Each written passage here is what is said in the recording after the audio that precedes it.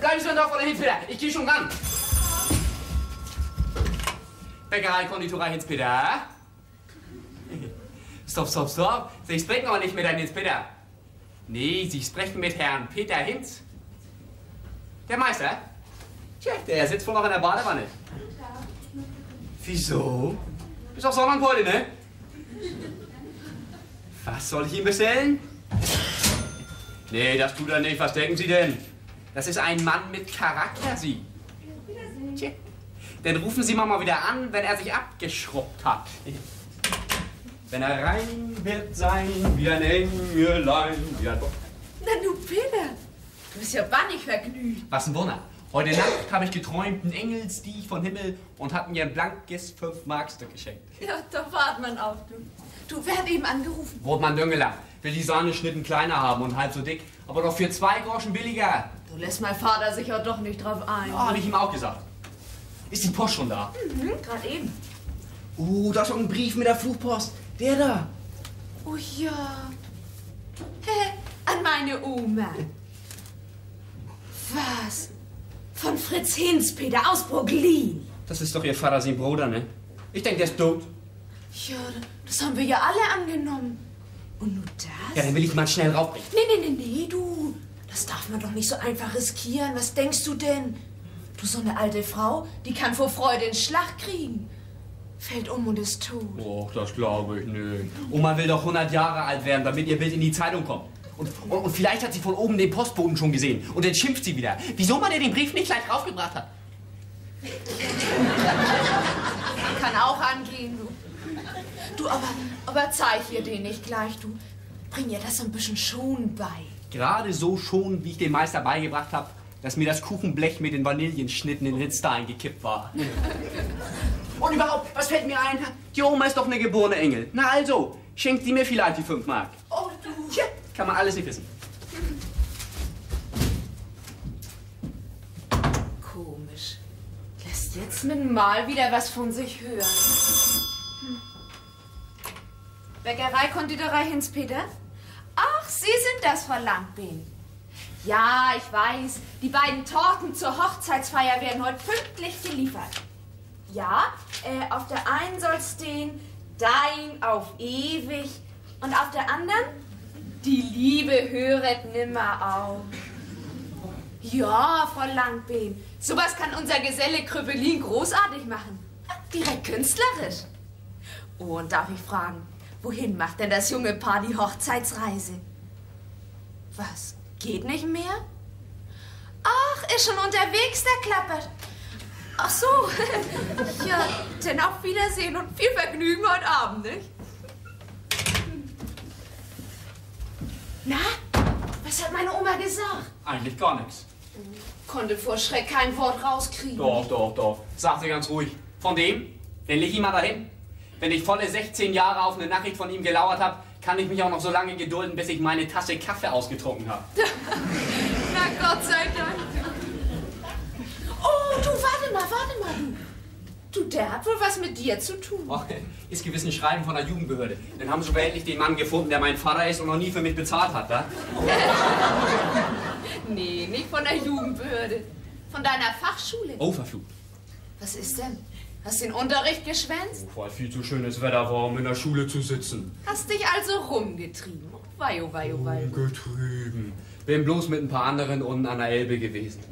Ja, die Sonne schien so schön. Ach, und das lag sich da so fein in dem warmen Sand. Na, dann wird dir wohl kein Engel 5 Mark schenken. Oh, Fräulein Hinz-Peter, verstecken Sie den Brief mal noch bis Montag. Sonst krieg ich morgen womöglich noch Stubenarrest. Verstecken? Ich werde meinem Vater das doch nicht verheimlichen. Was denkst du denn von mir? Sie verheimlichen ja umsonst noch was, ne? Ich? Was denn vielleicht? Dass Sie immer mit einem Herrn ausgehen. Woher weißt du das? hat unser Geselle Krübelin erzählt. Er hat sie mit ihm sogar schon im Lokal von ihrer Mutter sitzen sehen. Guck mal an. Tja. Und Kuddel weiß nur auch schon, dass der Herr Düvel heißt. Woher denn? Per Zufall beim Friseur. Zu dem Kunden, der vor ihm an der Reihe war. Und das soll der Herr gewesen sein. Zudem hat der Putzbügel beim Rausgehen gesagt, auf Wiedersehen, Herr Düvel. Von mir aus? Was geht Krüppelin das an? Wo er doch hier Schwiegersohn werden möchte. Mensch, du tünst ja. Das stand doch in dem Brief, den er an seinen Bruder Hannes in Eutin geschrieben hat. Ach, den hat er dir gezeigt? Oh ja, nicht? Dann bist du also in sein Zimmer gewesen. Wollte ihm doch so ein klitschnasses Handtuch und das Bettlaken schieben. Und da hast du den Brief da liegen sehen und hast ihn gelesen. Mensch, tut man denn sowas? Sonst wüsste ich ja nur auch nicht, was er alles geschrieben hat. Was denn alles? Aber verstecken Sie mal erstmal den Brief. Nee. Erst sag mal, was er geschrieben hat. Ja, dass er Sie gern zur Frau haben möchte. Oh, was der sich einbildet. Na, und was noch? Och, noch viel mehr. Wollen Sie nicht doch lieber erst den Brief verstecken, Fräulein Hinzpeter? Noch viel mehr, sagst du? Ja, dass Ihre Eltern geschieden sind. Und dass Frau Hinzpeter nun das Lokal bei Tante Selma auf der großen Freiheit hat. Was, das auch? Ach, da ist einer. Geh los, trag deine Rundstücke aus. Oh du, und dann vergiss nicht, bei dem Blumenhändler Maschmann vorzugehen. Der hat mir ein paar Blumen versprochen. Oh, der Brief. Der Brief von der Schulleitung. Oh Mann, der Alte. Hätte ich noch ein bisschen länger unter der Dusche bleiben können? Ärgerlicher Kram. Wieso unter 4 Augen, Kröbelin? Erzählen Sie mir nichts von den anderen Gesellen. Sowas ist in meinen Augen charakterlos. Aber Meister, wie werde ich wohl? Na ja, aber was ich Ihnen zu sagen habe, kann ich Ihnen ja wirklich nicht gut unten in der Backstube sagen. Stell mal raus damit aus dem Ofen. Ja, gucken Sie mal, Meister. Ich bin ja nun 5 Monate hier bei Ihnen. 5 Monate, ja. Und wenn ich mit Ihnen auch durchaus zufrieden bin, Kröbelin, denn Sie sind mein bester Geselle. Aber kommen Sie mir nicht von wegen Zulage, da sind die Zeiten nicht nach. Ich bewahre. Von Gehaltserhöhung ist ja gar kein Red. Nein, ganz was anderes meine ich, Meister. Das handelt sich sozusagen um Interesse für Ihr Geschäft. Sowas habe ich gern. Ja, aber Sie wissen ja noch gar nicht, was ich damit meine. Sie waren ja auch eben gar nicht damit gemeint, Kröbelin. Das handelt sich um den Brief von Peters Fachschule. Als sein Lehrmeister und zugleich als sein Vormund habe ich vor 8 Tagen mal angefragt, wie er sich in der Schule macht. Das war wohl gerade nötig. Er wird in der Schule gewiss genauso dreist und frech sein. So reden Sie doch nicht. Hier in dem Antwortschreiben steht, der Schüler Peter Hinz ist einer der Besten. Er ist fleißig und aufmerksam, äußerst lernbegierig und kann in seinem Betragen als Vorbild seiner Klassenkameraden dienen. Na, was sagen Sie nun? Ja, tüchtig ist unser Peter, das muss man dem Jungen lassen. Na also. Aber um auf das zurückzukommen, was ich gern mit ihm besprechen möchte, Meister. Ja, dann schießen Sie doch endlich los, Mann. Ja, aber wenn Sie lesen, können Sie ja nicht zuhören. Ich lese ja mit den Augen und nicht mit den Ohren. Aha. Was heißt aha? Machen Sie das anders? Ja. Nee. Ja, gucken Sie mal, Meister. Anderen Mittwoch haben Sie ja 75-jähriges Geschäftsjubiläum. Gerade am gleichen Tag, nicht wahr, an dem Ihr Mudding 80 Jahre. Richtig, 80 wird sie an den Tag, aber vom wegen Geschäftsjubiläum, da wird nichts von. Aber Meister, da können Sie doch wohl schlecht umhin. Da muss doch eine große Girlande um das Ladenfenster. Und ein goldenes Schild. 1894-1969. Und dann... Nee, da würden mir viel zu viele Leute aufmerksam auf. Kommen den ganzen Tag angelaufen von wegen hier. Sowas habe ich gern. Nee, der Rummel würde mir viel zu viel Geld kosten. Und wenn schon, Meister, da sind Sie doch schon Ihrem Ansehen schuldig. Und so schlecht geht das Geschäft ja auch nicht. Ja, aber was bleibt für einen Nach, wenn man seine Lieferanten bezahlt hat? Und ich bezahle pünktlich, Kröbelin, da lasse ich mir nichts nachsagen, ich nicht. Dafür bin ich ein Mann mit Charakter. Und denn vor allem die Steuern. Die Steuern fressen einen ja noch auf. Die Zitronen, die Sie zum Kuchenbacken brauchen, werden nicht so doll ausgequetscht als ich vom Finanzamt. Vorgestern erst wieder die fällige Umsatzsteuer überweisen lassen und heute schreibt mir die Bank, mein Konto ist überzogen. Ja, bitte.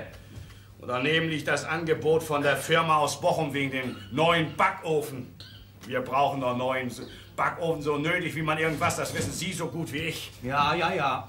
Unser alter ist nicht mehr rentabel. Na also. Und so einer wie wir ihn haben müssen, der kostet doch seine gute 25.000 Mark. Ja, wo soll ich das Geld dafür auftreiben? Wo kriege ich so viel Kredit? Doch höchstens aus Privathand. Was ich dann für unverschämte Zinsen berappen muss, das können Sie sich ja wohl denken. Meister, dann sollen Sie nun mal zu hören kriegen, was Sie an Ihrem Gesellen Karl Köpelin haben.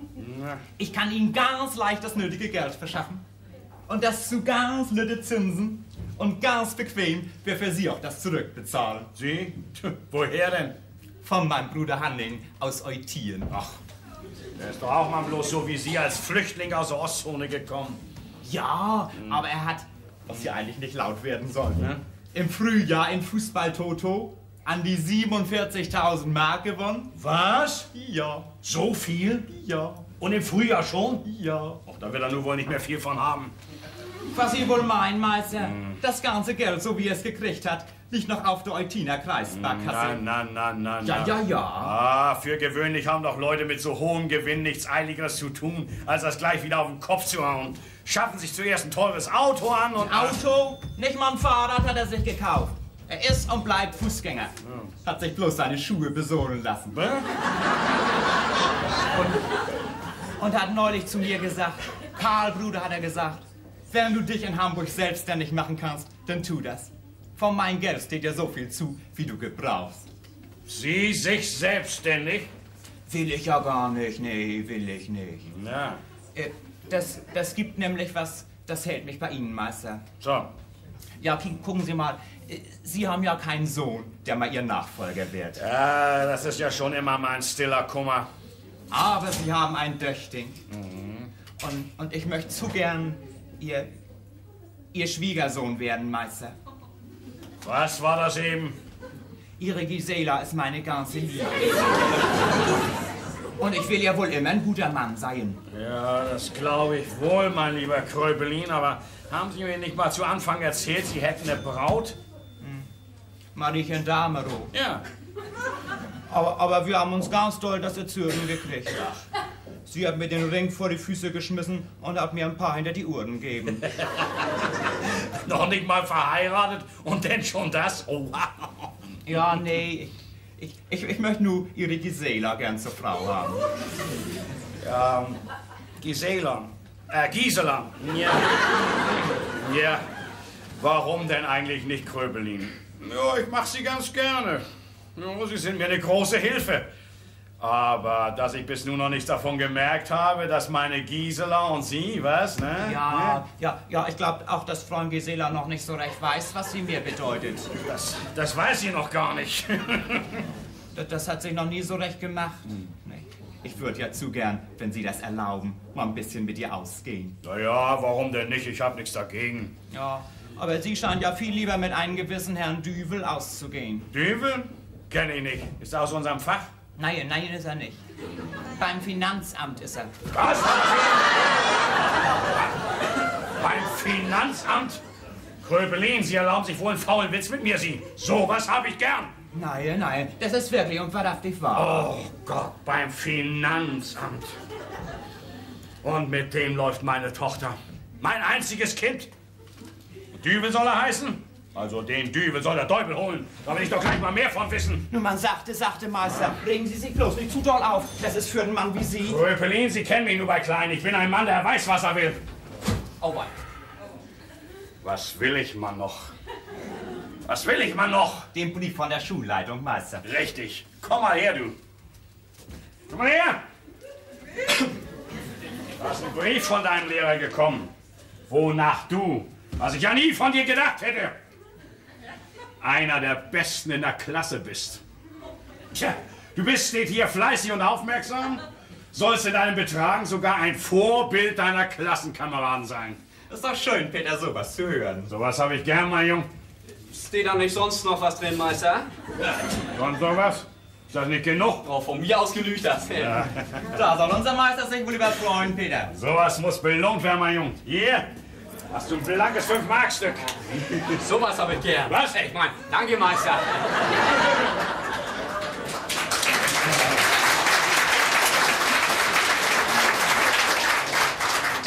Mein Traum hat sich erfüllt. Unser Meister ist das Engelein. Bäckerei Hinspeter. Nee. Nix zu machen, Herr Dünnelang, auf sowas lasse ich mich nicht ein. Was? Wir das noch mal überlegen? Hören Sie mal, ich bin kein Mensch, der heute so sagt und morgen so und so. Das sind in meinen Augen charakterlose Kreaturen. Ich bin keine Wetterfahne, die sich nicht immer nach dem Wind dreht. Das merken Sie gefälligst. So schön, dann lass es eben bleiben. Soll ich meine Renommee aufs Spiel setzen? Hab sich schnell ins Wasser gestellt. Na nu, wer soll die denn haben? Fräulein Hitzpeter, von einem gewissen Herrn. Von einem gewissen Herrn? Das war von einem gewissen Herrn Düvel. Der hat also die Frechheit, meiner Tochter Blumen ins Haus zu schicken. So was habe ich gern. Da will ich doch gleich mal eine Regel vorschieben. Na, sie bedient gerade noch. Seien Sie aber was nachsichtig, Meister. Verderben Sie das nicht ganz, um Himmels Willen. Ah, man, keine Angst, Gröbelin, Sie können sich auf mich verlassen. Und was nicht ist, kann ja noch werden, nicht? Sie würden mich zum glücklichsten Menschen machen, Meister.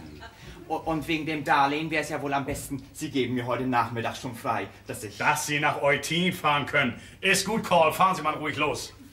Karl hat er schon zu mir gesagt.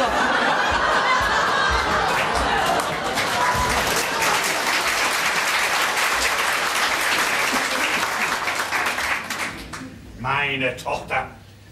Und dann so einer vom Finanzamt. Ist ja nicht zu glauben. Was klönt sie da noch so lange? Meister, Sie möchten doch schnell zu Oma raufkommen. Erstmal heißt das für dich Frau Hinspeter, verstanden? Und zweitens habe ich im Augenblick keine Zeit. Es handelt sich um ein ganz was Wichtiges. Frau Hinspeter hat heute Morgen... Geh rauf und sag, ich komme, wenn ich Zeit habe. Na los, hau ab!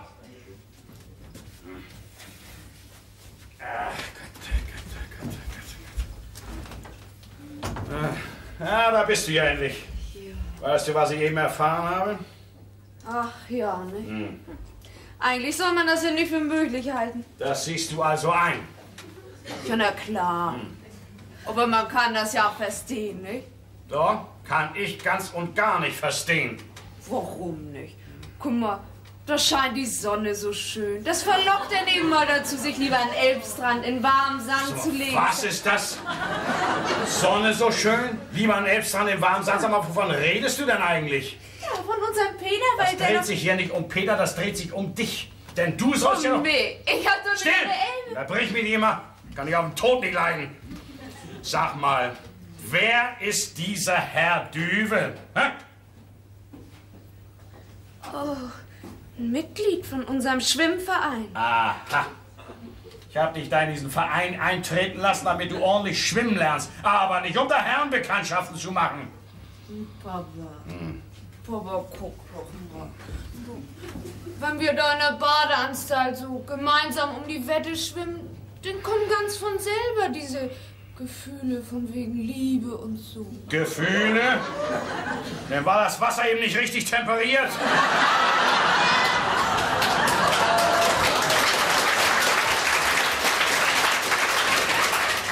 Bei 5 Grad über Null können einem solche Gefühle nicht kommen. Jedenfalls will ich von dieser Liebschaft nichts mehr wissen. Warum nicht? Du, das ist so ein netter Mensch. Er wird dir schon gefallen. Was, mir soll einer vom Finanzamt gefallen? Sowas hab ich gern. Ja, Mutter mag ihn auch ganz gern. Deine Mutter?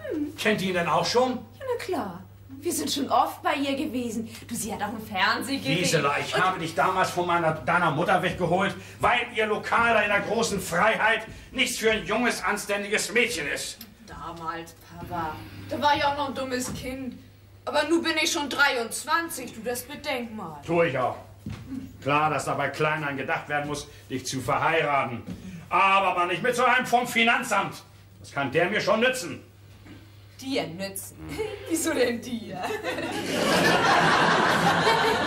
Wieso, fragst du, Gisela? Du weißt, unser Geschäft besteht am anderen Mittwoch schon 75 Jahre. Ich habe das damals von meinem Vater übernommen, als mein Bruder Fritz nachher... Oh, Vater, gerade wo du von dem redest... Du sollst mich nicht dauernd unterbrechen, habe ich dir schon mal gesagt. Ich wollte bloß damit sagen, dass ich nur bei Kleinen an einen Nachfolger zu denken habe. Weil ich leider keinen Sohn aufweisen kann, ist das deine Pflicht und Schuldigkeit, einen Bäcker zu heiraten. So, deswegen also. Sozusagen zur Erhaltung der Dynastie Hinspeter bis ins 3. und 4. Glied. Und ich deswegen Bäcker heiraten? Ja. Wen denn zum Beispiel? Wenn du nicht bloß Augen für diesen Herrn Düvel hättest, dann hättest du schon lange gemerkt, dass mein bester und tüchtigster Geselle Kröpelin sich in dich verliebt hat. Was? Ja. Diesen trödbüdeligen und spitteligen Mann soll ich heiraten. Oh, Papa. Was heißt hier spittig? Denkst du, ich bin in meinen jüngeren Jahren hübsch gewesen? Sowas kommt bei einem Mann oft erst in den mittleren Jahren. Aber so eine Nase wie der hat. Lieber so eine Nase als so einer vom Finanzamt, der sie überall reinsteckt. Und dass du das weißt, mit dem machst du endgültig Schluss. Ich lass nicht von meinem Detlef. Gisela, du kennst mich nur bei Kleinen. Wenn ich erst mal Nein gesagt habe, wird da nie ein Ja aus. Nie! Dafür bin ich ein Mann mit Charakter. Er weiß, was er will. Das will ich aber noch. Ach so, rasieren. Nie! So was. Schade, dass ich schwimmen gelernt habe. Und jetzt in die Elbe springen.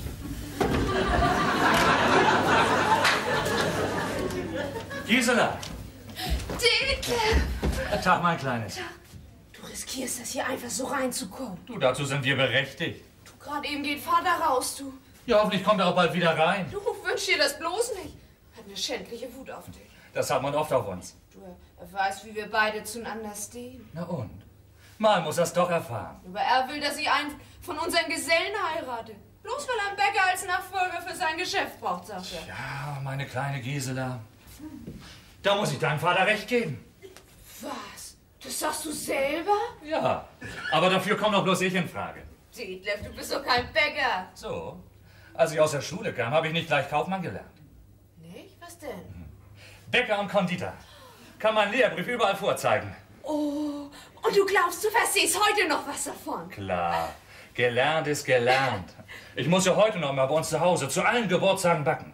Und zu Weihnachten für die ganze Verwandtschaft. Diese großen Klöben. Es war, Detlef. Und zu Silvester meinen Apfelkuchen. Da fragt sie sich bei uns, du hast der schönsten Bugpinan. Oh, Detlef, du, das soll mein Vater aber nur wissen. Du, bloß nicht. Oh, Detlef, du, wenn du vom Fach bist, sehe ich die ganze Welt mit anderen Augen an. Du, nicht gleich die ganze Welt. Das genügt schon, wenn du mir so recht lieb in die Augen siehst. Was war das? Och, das war wohl nichts. Gestern gesagt, du sollst Aber mir wer das schimpft denn da so? mitbringen. Kann bloß mein Vater sein. Meinetwegen zum Friseur laufen. Aha, zum Friseur will dein Vater. Du, dann bekomme ich ihn ja gleich zu sehen.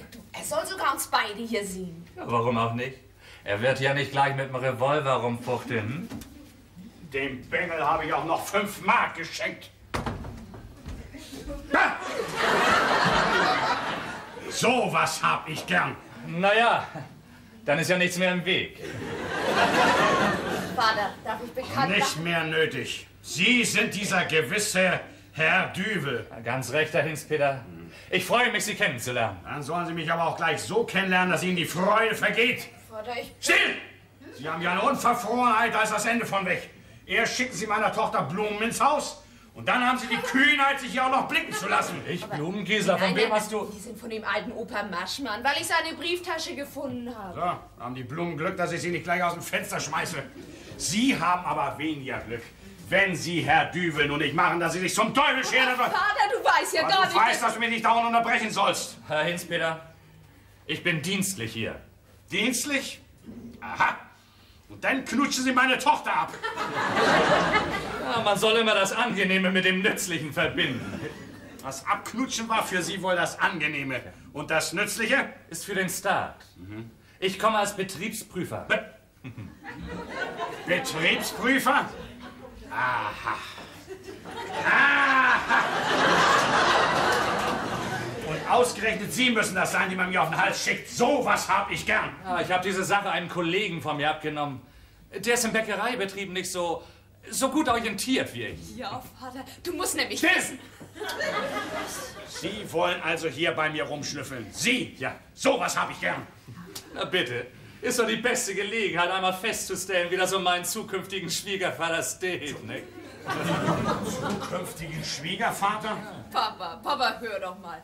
Du, als Detlef aus der Schule kam, da ging er in die... Das interessiert mich ganz und gar nicht, wo er da hingegangen ist. Du gehst aber sofort in den Laden, wo du hinhörst. Da ist doch gar kein... Na los!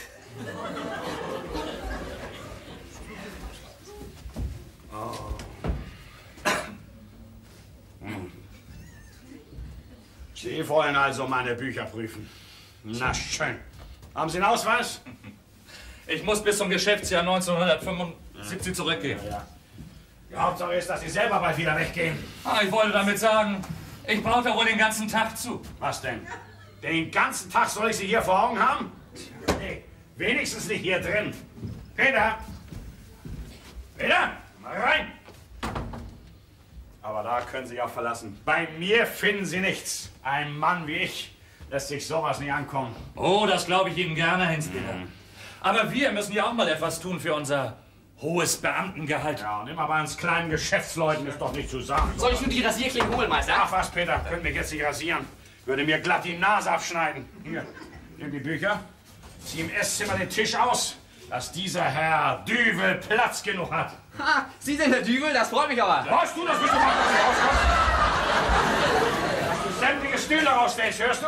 Ja, einen Stuhl werden Sie mir doch wohl lassen, Herr Heinz Peter. Denke ich gar nicht an. Stehen Sie, Mann. Ich muss bei meiner Arbeit auch stehen. Ja, wem erzählen Sie das? Aber vielleicht bekommen Sie eine bessere Meinung von mir, wenn Sie erfahren, dass ich, als ich konfirmiert wurde... Ihre Konfirmation, lieber Herr, interessiert mich nicht. Tun Sie das, wofür Sie das hohe Gehalt kriegen. Junge, Junge, Junge. Es geht mich den seine Lebenslauf an. Meister, ich habe Sie schon gesucht. Denken Sie mal, er war vorhin hier, dieser Herr Dübel. Und Er hat ist noch hier und bleibt auch den ganzen Tag hier. den ganzen Tag... Ja. Ich habe mit eigenen Augen gesehen, wie der unverschämte Kerl Gisela geküsst hat. Hat er das also zweimal riskiert? Sie können mir nur mal nachfühlen, wie mir zumute ist. Wo ich bei den beiden bestellten Torten bin. Dein auf ewig und die Liebe hört nimmer auf. Die Liebe zwischen den beiden hört auf, Kröpelin. Fahren Sie mal nachher ruhig los und machen sich keine Gedanken. Ich weiß, dass ich mich auf Sie verlassen kann, Meister. Sie sind ein Mann, der weiß, was er will. Was will ich denn mal noch? Was will ich mal noch? Ach so, zum Friseur. Das ist doch nicht. Dass du hübsch im Laden bleibst, verstehst du? Ja, Papa. Ah, lass mal, das andere bringe ich alleine rein. Aber wenn Sie mal was auf dem Herzen haben, ich meine, von wegen Fräulein Gisela. Ne? Denn wenden sich man vertrauensvoll an mich. So, kann ich das denn? Können Sie? Ha. Bloß vor dem Meister müssen Sie sich böse in Acht nehmen. Das ist nämlich ein Mann mit Charakter. Ah, mir scheint, er ist ein banniger Dickkopf. Das ist doch dasselbe. Und noch einen guten Rat will ich Ihnen geben. Sehen Sie zu, dass Sie die alte Oma kennenlernen. Die hat nämlich noch immer das Sagen hier im Haus. Ja, aber die soll doch schon schwerhörig sein. Meint man. Aber was sie nicht hören soll, das hört sie doch. Da ist sie schon. Ich höre ihren Krückstock. Bums, bums, bums. Zu mir ist sie immer richtig nett und freundlich. Können Sie gleich mal gewahr werden. Bitte, Frau Heinz-Peter. Wo ist mein Sohn? Beim Friseur. Wo ist er? Beim Friseur. Meine Güte, schrei doch nicht so, ich bin doch nicht taub. Du sag mal, hast du gar nichts anderes zu tun? Geh ja schon. Umzustehen? Wer sind Sie denn? Was suchen Sie hier? Mein Name ist Düvel. Detlef Düvel, Frau Heinz-Peter. Wie heißen Sie? Dübel? Das ist ja komisch. Ich bin ein Engel. Was?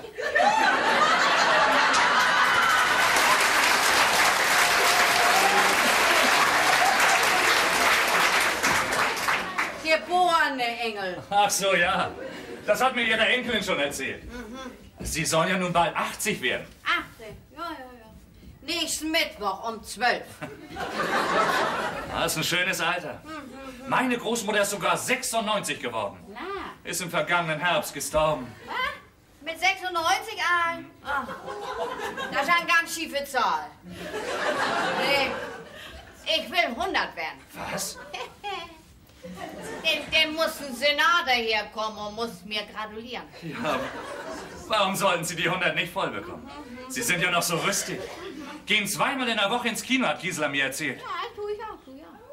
Lies noch die ganze Zeitung, von oben bis unten. Sag mal, was haben Sie ihm gesagt? Gisela hat Ihnen das erzählt. Ja. Woher kennen Sie die denn? Ja, wir sind beide in einem Schwimmverein. Oh, da kommt sie ja. Ich soll ja eigentlich nicht aus dem Laden. Was sollst du nicht? Ich soll nicht aus dem Laden. Vater will nicht, dass ich mit Herrn Düvel zusammen bin. Warum denn nicht? Ich bin ja auch mit ihm zusammen.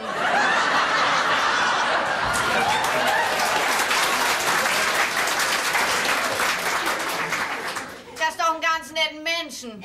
Du isst Detlef auch. hat mir so fein das Kraulen beigebracht.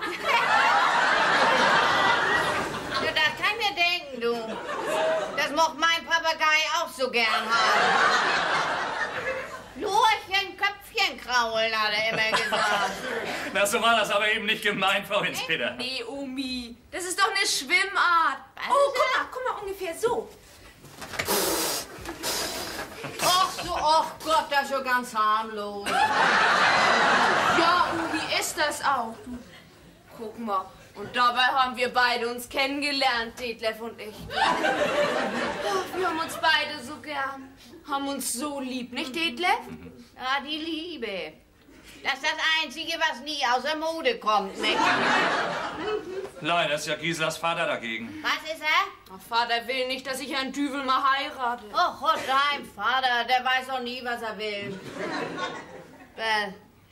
Was ist er denn? Ich bin beim Finanzamt. Oh Gott. Nee, Omi, du, da ist er nur noch. Aber da braucht er ja nicht zu bleiben. Doch, dann ist er doch Beamter. Ja, wenn er erst mal tot ist, kriegst du eine schöne Pension.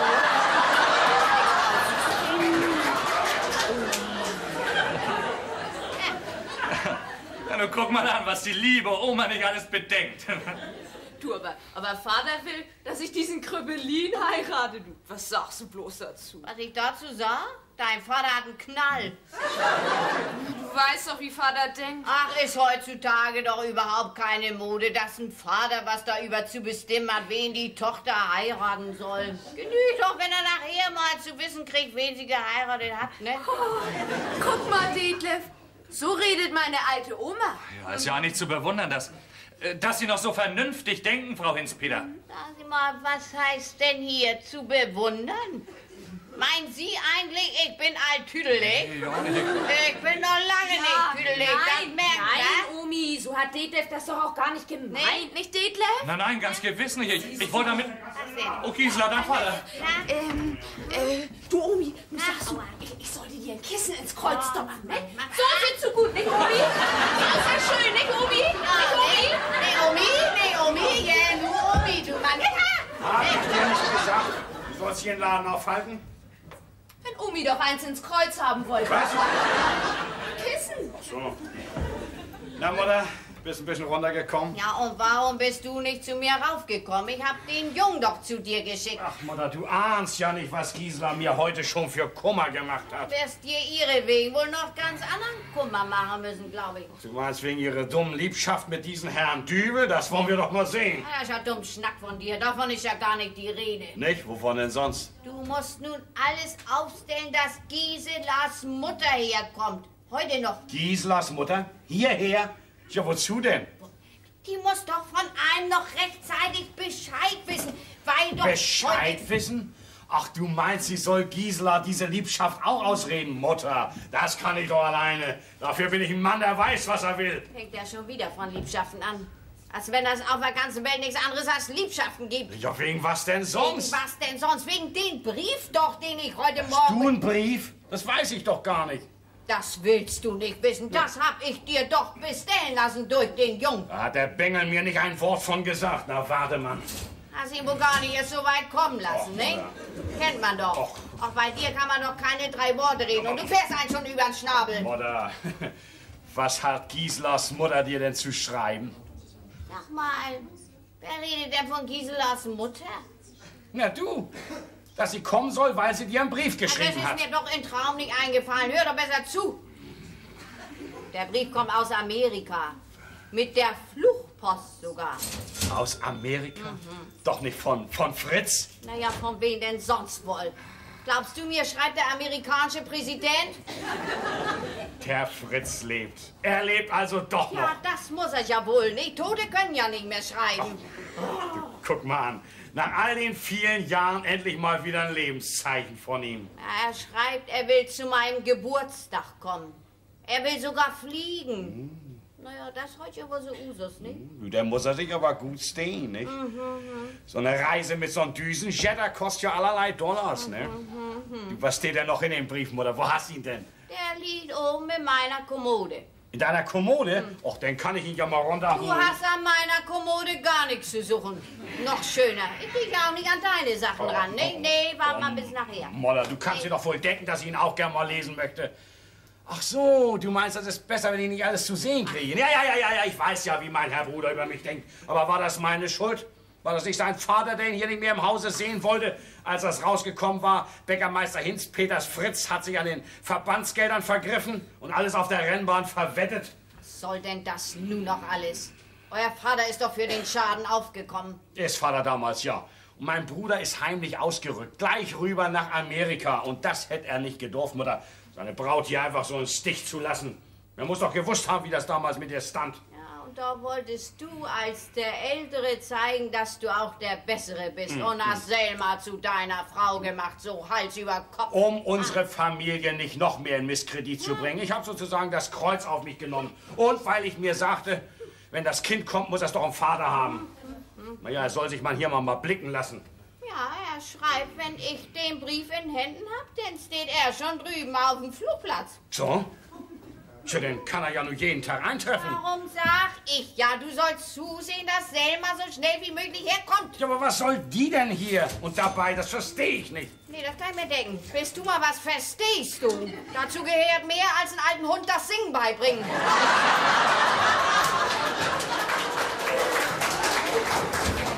Fritz weiß nämlich, dass ihr beiden wieder geschieden seid. Na nu, wer kann Ihnen das denn gesagt haben? Ah, Fritz hat da drüben in Brooklyn, also das heißt in plattdütschen Verein, Herbert Laffrenz kennengelernt. Was, der Sohn von dem Seifenhändler Laffrenz hier um die Ecke? Und ausgerechnet den muss Fritz kennenlernen? Ja, die Welt ist klein, ne? Tja. Jedenfalls hat Fritz nur großes Verlangen, Selma wiederzusehen. Von mir aus. Kann er doch gern. Geht mich doch nichts mehr an. Geht ihn nix an, sagt der Mann. Du, sag mal an Gisela denkst du Döskop wohl überhaupt nicht, was? Mensch, das stimmt ja, Mutter. Na. Gisela. Du, dann kriegt die das womöglich von ihm zu wissen, wie sich das mit ihr in Wirklichkeit verhält. Und das soll sie nicht wissen. Das darf sie nicht wissen. Nie. Nein, niemals. Als wenn das nicht von Anfang an mein Reden gewesen ist. Und das muss eben mit Selma noch alles rechtzeitig beschnackt werden. Das wird wohl nicht so einfach für mich sein, Mutter. Ach, weil dein Dickkopf das nicht zugeben will. Weil du immer meinst, du vergibst dir was. Das ist das doch nur. Nee, weil Sie doch immer gesagt haben sollen, ich komme ja noch mal wieder. Und nun ist das soweit. Das wird nun mal nicht ändern. In all den Jahren, seit wir nicht mehr Mann und Frau sind, sind wir beiden uns immer hübsch aus dem Weg gegangen. Weiß bald nicht mehr, wie sie noch aussieht. Soll sogar gut aussehen. So? Naja, ist auch nicht zu verwundern, ne? Hat ja auch keinen Mann, an den sich eine Frau krank ärgern muss.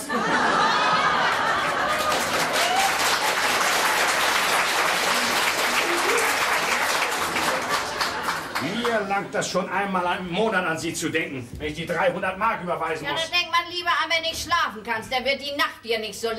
So, und nun ist die Hauptsache, Gisela fährt gleich hin und holt sie. Und du wirst sehen, die lacht mir was. Überhaupt, wenn sie zu wissen kriegt, was los ist. Ach, das braucht man ihr ja nicht gleich auf die Nase zu binden. Naja, aber hier muss sie es doch zu wissen kriegen, Mutter. Und da gehe ich nun schon jede Wette drauf ein. Der Fritz ist ihr sogar von Herzen willkommen. Ach, was? Jawohl, allein schon, um mir eins auszuwischen. Ach, was du dir immer ausklammern müsstest. Kann man sich direkt über ärgern. Meinst du, sie wird ihn nur noch heiraten? Nur noch? Tja, warum denn nicht? Wenn er mit den Dollars mal so um sich schmeißen kann. Ach, Selma braucht doch nicht nach seinen Dollars zu gucken. Ihr Lokal ist eine Goldgrube. Die und noch mal wieder heiraten. Hat immer gesagt, wer mal mit dir verheiratet war, hat die Nase von heiraten für alle Zeit voll. Das beruht ja nun ganz auf Ja, Gegenseitigkeit. nur ist gut. Nur sieh zu, dass Gisela endlich hinkommt. Ja, nun soll sie. Bloß damit du gewahr wirst, wie recht ich hab. Das wirst du erleben, oder? Augenblick mal. Ach, Gisela, komm doch mal eben rein. Ja, du musst dich jetzt schnell anziehen, Gisela. Du musst mit deiner Mutter fahren. Zu Mutter. Ja, sie soll mal herkommen. Sie möchte mal so gut sein und herkommen. bitte. Was? Hierher? Ja, sie soll alles stehen und liegen lassen, sagt ihr Mann, ne? Ja, meinetwegen kannst du eine Taxe nehmen, um sie herzulotsen. Da brauche ich nicht erst hinzufahren. Mutter hat ja nur auch Telefon in ihrer Wohnung. Steht noch nicht im Buch, aber ich weiß die Nummer. Dann weiß ich ja auch, woher die vielen Ortsgespräche in der letzten Zeit kommen. Ja, was soll ich ihr denn sagen? Muss doch einen Grund angeben. Ja. Sagt ihr Mann, wir hätten hier was Wichtiges mit ihr zu beschnacken. Ja, das ließ sich so am Apparat nicht so sagen. Von mir aus?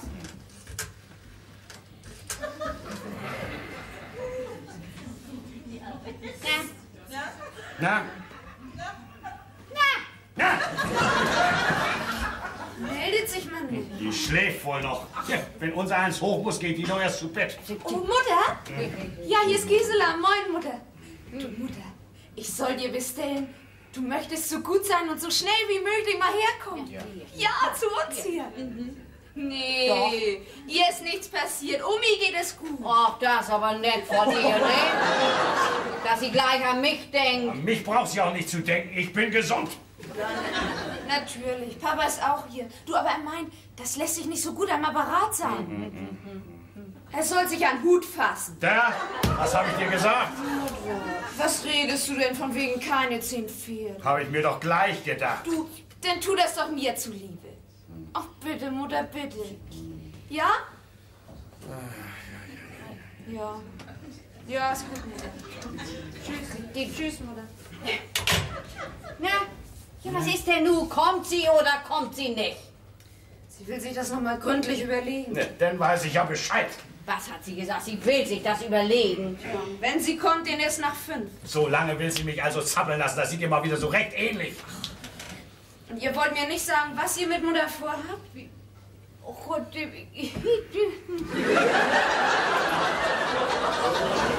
brauchen wir auch nicht. Ich weiß schon. Gisela, sieh mir mal in die Augen. Ja, Vater? Bin ich dir nicht immer ein guter Vater gewesen? Bist du nicht mein Ein und Alles? Ja, Vater. Ach, was verwöhnt hast du die der von hinten und von vorn? Kannst du dir wohl einen besseren Vater wünschen als mich? Nee, Vater. Ganz gewiss nicht. Na, das wollte ich mal bloß hören. Du, aber das kannst du doch nicht von mir verlangen. Ich lass nicht von meinen Tätlern. So was hab ich gern.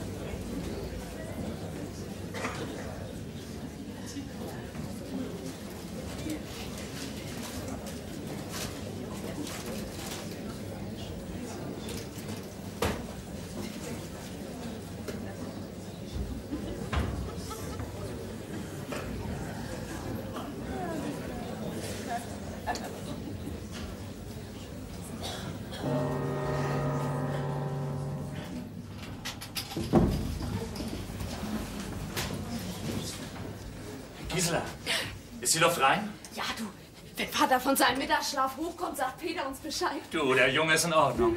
Dein Zettel hat er mir ganz heimlich zugesteckt. Hast du denn auch alles lesen können, was ich so schnell hingeklärt habe? Hab ordentlich gestaunt. Meine Gisela hat also einen Dollar-Onkel. Ja, und der kommt zu Omas Geburtstag. Das ist aber auch alles, was sie mir sagen wollen. Aber mir ist so, als wenn Vater sich gar nicht so recht auf das Wiedersehen freut. Nicht? Nee. Ja, ist das sein eigener Bruder? Ja, eben. Aber ich ahne auch schon, warum nicht. Na?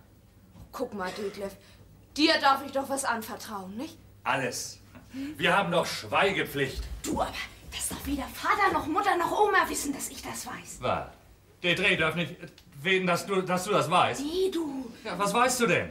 Ja, das hat mir nämlich meine alte Tante Tine unterm Siegel der Verschwiegenheit verraten. Ah, was hat sie dir denn verraten? Oh, du machst mich ja neugieriger, als wir Betriebsprüfer von Natur schon sind. Pass mal auf. Na komm. Na? Ach so, ja. Also, das ist nämlich dieser Onkel Fritz, verstehst du? Der war das schwarze Schaf in der Familie. Der soll mal eine große Dummheit gemacht haben. Du, dann ist er wohl deswegen nach Amerika ausgewandert. Verduftet ist er.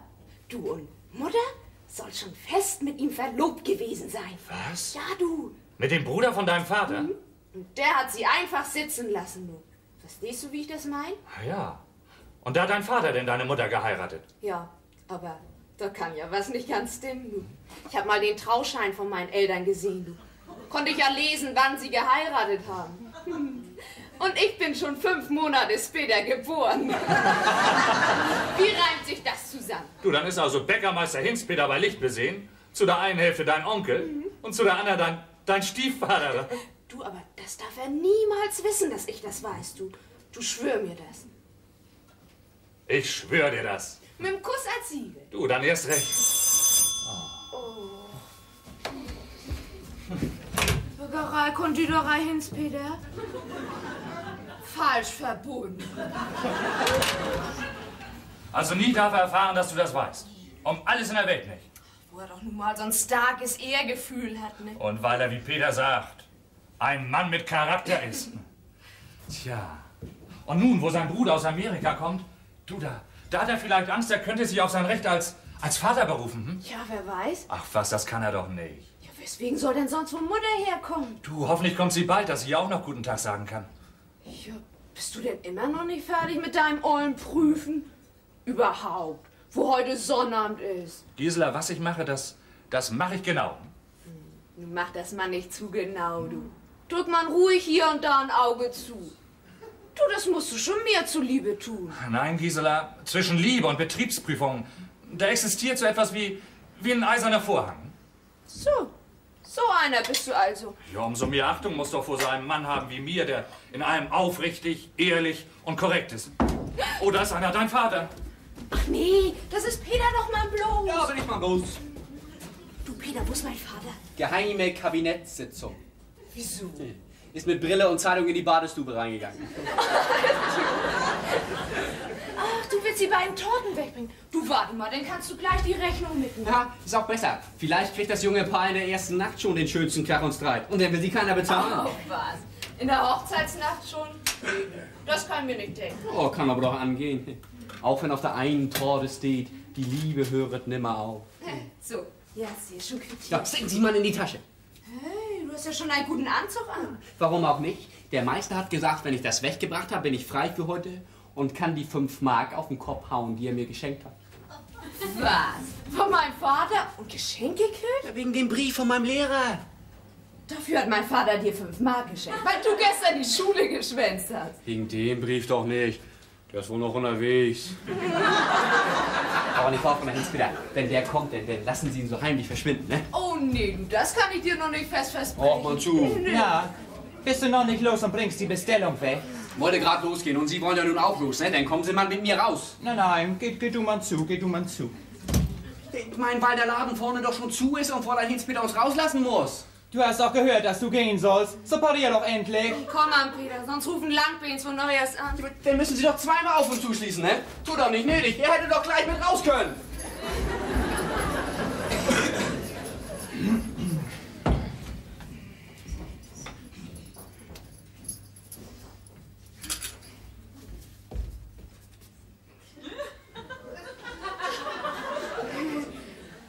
Ja. Sie wollen also Ihren Bruder in Eutin besuchen? Ja, Freund Gisela. Ja, aber man nicht zu meinem Vergnügen. Und nein, ich hab ja von Ihrem Vater einen Auftrag gekriegt. Ein Auftrag? Da weiß ich ja gar nichts von. Ja, das handelt sich ja um ein Darlehen, was ich von meinem Hanningbruder Ihren Vater verschaffen will. Was? Ein Darlehen will sich mein Vater von Ihrem Bruder leihen? Wozu denn? Ja, weil wir doch so nötig den neuen Backofen brauchen. Und Ihr Vater das Geld ja nicht auf dem Dutt hat. Ach, deswegen. Na, Sie wollen mir doch nur wohl also Tschüss sagen, Herr Krüppelin, nicht? Denn gute Reise. Ach, Freund Gisela, da ist noch was ich gern mit Ihnen besprechen möchte. Und das ist was mich von ganzem Herzen bewegt. Ja, aber Sie werden gewiss den Zug verpassen. Oh, naja, ich habe noch eine Menge Zeit. Sie müssen nämlich wissen, Freund Gisela, ich bin kein Mensch, der das mit schönen, glatten Worten raus hat. Das liegt mir nicht. Das brauchen Sie auch nicht, Herr Krüppelin. Dafür verstehen Sie ja Ihr Handwerk umso besser. Ja, das darf ich wohl sagen. Ja, die beiden Torten, die Peter da wegbringt, die sind ja direkt ein Gedicht worden. Ja. Ach, ich könnte das auch mal zu Ihnen sagen, was auf der einen steht. Dein auf ewig. Wieso zu mir? Das verstehe ich nicht. Ja, gucken Sie mal, Frau Gisela, wenn Sie sich mir gegenüber das auch noch nicht so deutlich haben anmerken lassen. Was denn? Dass ich Ihnen nicht so ganz gleichgültig bin. Oh, Sie und mir gleichgültig. Wie können Sie denn sowas sagen? Bin ich Ihnen also nicht? Oh, Gisela! Oh. Sind Sie nicht unser bester Geselle? Ja, da können die beiden anderen sich eine Scheibe von abschneiden. Ja. Ja, sind morgens der Erste in der Backstube, abends der Letzte. Ja. Bloß Sie alleine von unseren Leuten beweisen Interesse fürs Geschäft. Ja, ja. Na also, wie sollen Sie mir da wohl gleichgültig sein? Oh. Ja, bitte? Was ist das? Nee, da sind Sie aber falsch verbunden. Hier ist die Bäckerei ins Peter. Ja, bitte. Nu. Was denn nun? Sie sind noch hier. Ich denke, Sie sind noch längst auf dem Bahnhof. Ja, Frau Gisela und ich haben noch was zu besprechen. Reisende Leute muss man nicht aufhalten, Gisela. Das musst du dir mal merken, mein Dear. Dann kommen Sie, meine Krüppelin. Ich lasse Sie auch vorne raus.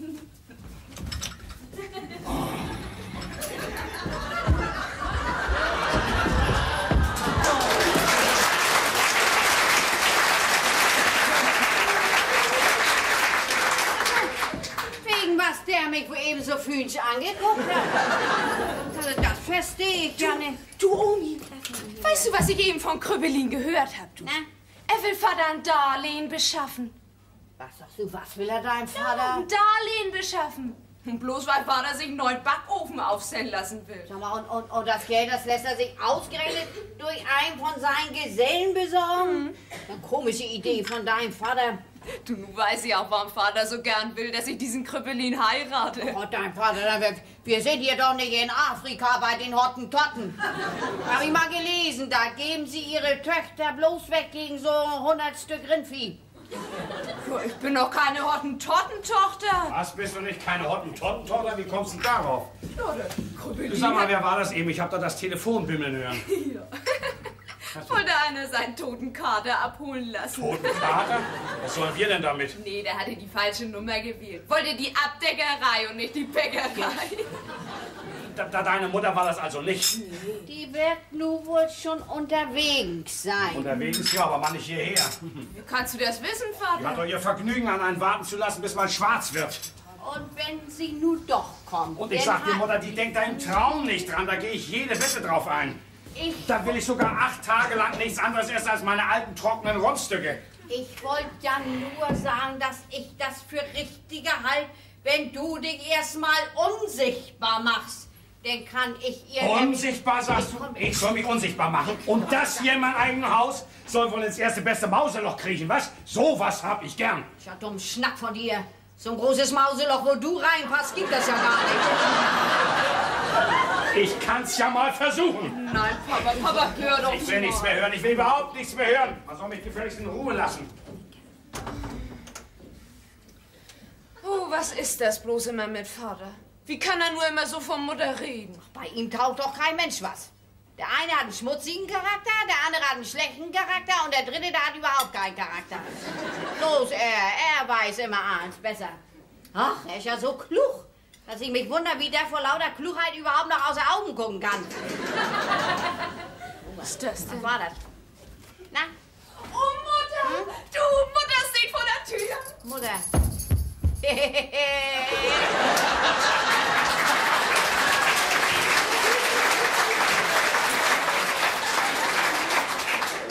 Muss er nun ja doch seine trockenen Rundstücken runterwürgen.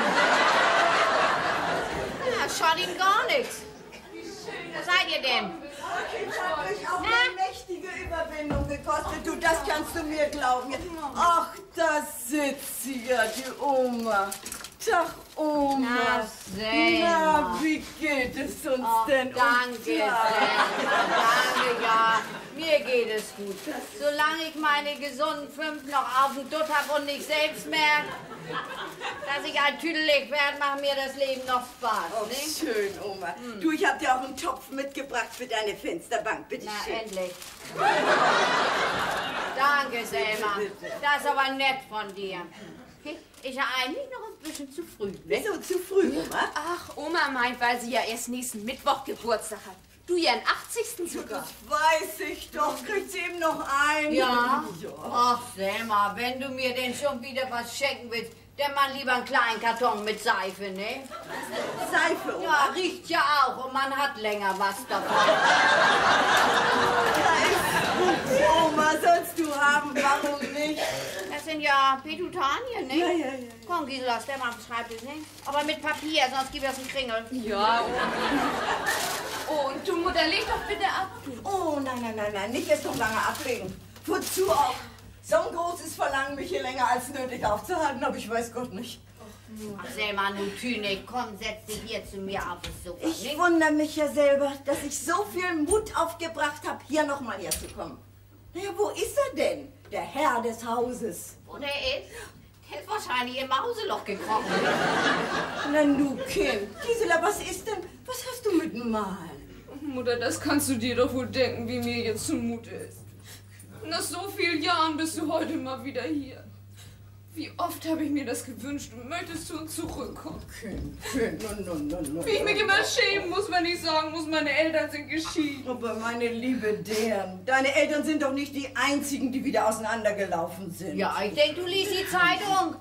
Da steht doch jeden Tag drin, dass sogar die größten Filmstars sich alle naslang wieder scheiden lassen.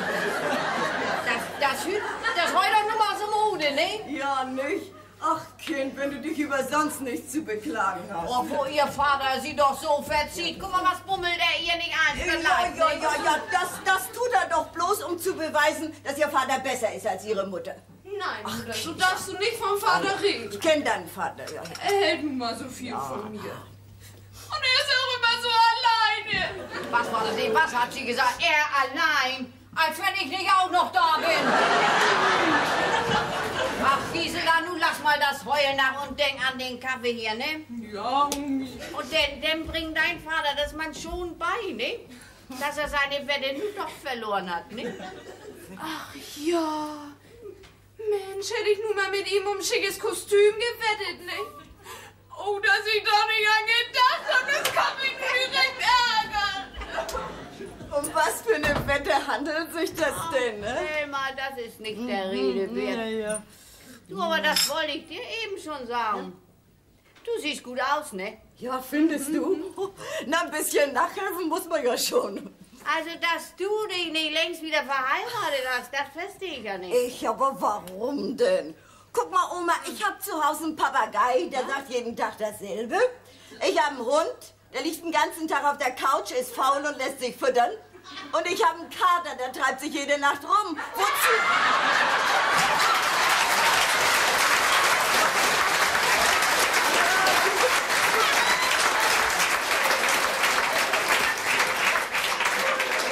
Oma, ich bitte dich, wozu brauche ich denn da noch einen Mann?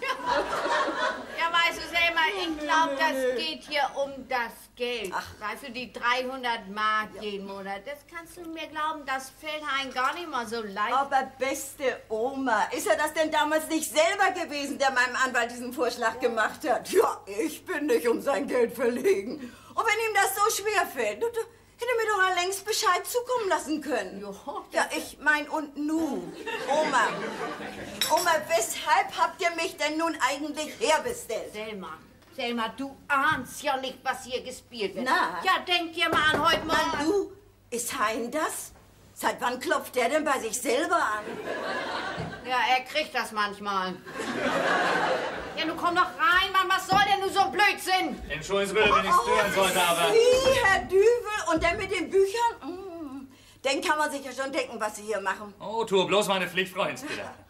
Guten Tag auch. Tag, Herr Düvel. Und sowas auf dem Sonnabend nach 4 Uhr so lange? Ja, man muss auch mal das Angenehme mit dem Nützlichen verbinden. Und das Nützliche für den Staat ist dieses. Ja, und das Angenehme, das kann ich mir denken. Es sind bei dieser Angelegenheit Sie, Frau Hinzpeter. Oh, hast gehört, Oma? Er denkt auch wohl, wer die Tochter haben will, muss sich an die Mutter halten. Ne? Ja, Herr Dübel ist wirklich ein netter Mensch. Habe ich heute Morgen schon gemerkt. Ja, warum auch nicht? Ich meine, Finanzbeamte sind ja auch Menschen. Ja, die Sache ist nämlich die. Nächsten Sonnabend feiert meine Schwester Verlobungen. Da kommt dann ja die ganze Verwandtschaft zusammen. Das wäre dann ja die beste Gelegenheit, Gisela mit meinen Angehörigen bekannt zu machen. Ach, und nun möchten Sie gerne, dass Giselas Eltern damit einverstanden sind. Oh, meine Eltern meinen, das gehört sich so. Oh, dann ist man bei Ihnen zu Hause aber noch furchtbar altmodisch, finde ich, ne? Ja, am besten, Herr Dübel, Sie wenden sich da mal an eine höhere Instanz. An Giselas Vater, nicht Oma? Hein kann ich mal nicht riechen, das ist das Mann. Ist ja auch in einer Art und Weise zu verstehen, Herr Dübel. Na ja, wenn Sie mir in die Papiere gucken wollen. Und ich glaube doch, Herr Hinzpeter wird noch mal eine bessere Meinung von mir bekommen. Nee, so leicht ändert der seine Ansicht nicht über Menschen. Aber ich will Ihnen mal was sagen, Herr Dübel, Sie müssen mal so rein privat herkommen. Ja, wenn das so eine große Verlobung werden soll, dann gehört ja auch allerhand von Konditor dazu, nicht? Und das bestellen Sie alles bei meinem Sohn. Aber das kann vielleicht nicht von Schaden sein, Herr Dübel. Nein, das geht nun leider nicht. Bei so einer Gelegenheit, da mag ich nämlich zu gern mal wieder beweisen, dass ich nicht umsonst 4 Jahre in der Backstube gestanden habe und meinen Beruf noch nicht verlernt habe. Was, Sie, Herr Dübel? Tja. Also das ist mir ja ganz neu. Du, was war sie? Was hat er gesagt? Bäcker hat er gelernt. So, hoch, dann sind Sie ja noch zu was Vernünftigerem zu gebrauchen. Ich glaube, mein Vater kommt jetzt. Oh, dann lassen sich das andere mal von Gisela erzählen. Ne? Was soll ich denn Naja, erzählen? dass er backen kann, wie er uns eben weismachen wollte. Ja, Mutter, denk doch bloß, du. Dankeschön, Er hat ja sogar ein Diplom dafür gekriegt. Was vom Blöm hätte kriegen? Da kommt Hein ja endlich.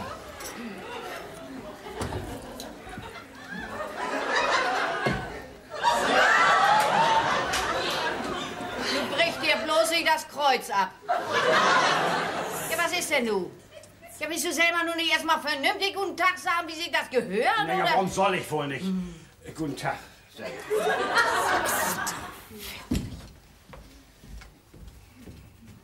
Guten Tag, Hein. Tag. Wir beide haben uns ja nur lange nicht mehr gesehen, nicht? Ich kann mich nicht mehr darauf besinnen. Volle 9 Jahre. Du hast mich herbestellt, Hein? Ja, Mutter vielmehr. Ach so, Mutter also. Und wozu? Ja, Augenblick mal.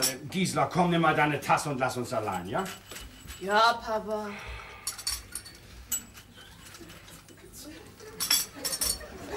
Du gehst aber in dein Zimmer rauf, ne? Ja, ich gehe ja schon. Selma, komm, setz dich hier wieder zu mir auf das Sofa, ne? Ja, nimm doch bitte wieder Platz, Selma. Danke.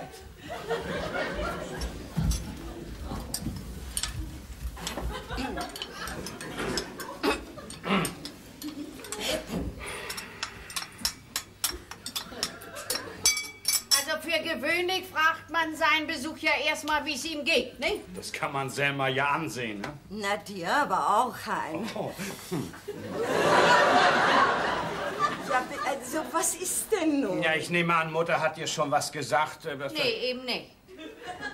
Hier scheint das ja wieder bannig schwer zu fallen. was heißt denn den schwer Anfang. fallen, Mutter? Na ja, hast den Brief ja noch bei. Brief? Hast du ihn mir heute Mittag noch nicht Ja, wiedergegeben? der Brief, ja, natürlich. Hier, Sam, bitte, der Brief. So, Selma, den liest man mal und dann weißt du, warum das geht. Was, ich den lesen? Aber der ist doch an dich, Oma. Ach so, von dem. Glaub nicht, dass mich das was angehen kann. Ja, das glaube ich aber doch. Fritz will ja nur kommen, wie er schreibt. Er will sogar mit dem Flugzeug fliegen. Gut, das soll er meinetwegen. Was kümmert mich der Mann denn nun noch? Ja, er wird sich aber um deine Tochter kümmern wollen. Ja, Selma, und um die geht das doch nun mal. Um Gisela? Schreibt er das? Naja, das nun gerade nicht, aber könnte man Gisela nicht noch schnell so ein bisschen wegschicken, Mutter? Was wegschicken? Ja. Und das gerade zu meinem Geburtstag? Sonst fehlt dir wohl nix, was? Habe ich eben nicht dran gedacht. Nee, das kann ich mir denken. Das wird ihr doch auffallen, wenn sie ihren Onkel aus Amerika nicht sehen soll. Hast ja recht, Mutter, hast Das ist recht. aber ein Wunder, dass du das mal zugibst. Also, wie kommt der Mann denn dazu, so ein aufrichtiges Verlangen zu haben, mich wiederzusehen? Mich? Soll er denn das vergessen haben, was er mir damals angetan hat? Naja, er weiß ja den nun, dass du Kindern. schon lange wieder frei bist. Na also. Wie soll ich das verstehen? Na also. Naja, in all den Jahren wird er wohl allerhand Dollars zusammengerafft haben. Er kann darum einer Frau schon was bieten. Was denn? Und du mutest mir sowas Ach, zu? nein, Also ach das- Selma, also das das- hat er sich doch bloß so ausklamüstert. Was heißt denn ausklamüstert? Ach, Selma hat vorhin selber gesagt, sie braucht gar keinen Mann. Dafür hat sie einen Papagei und einen Hund.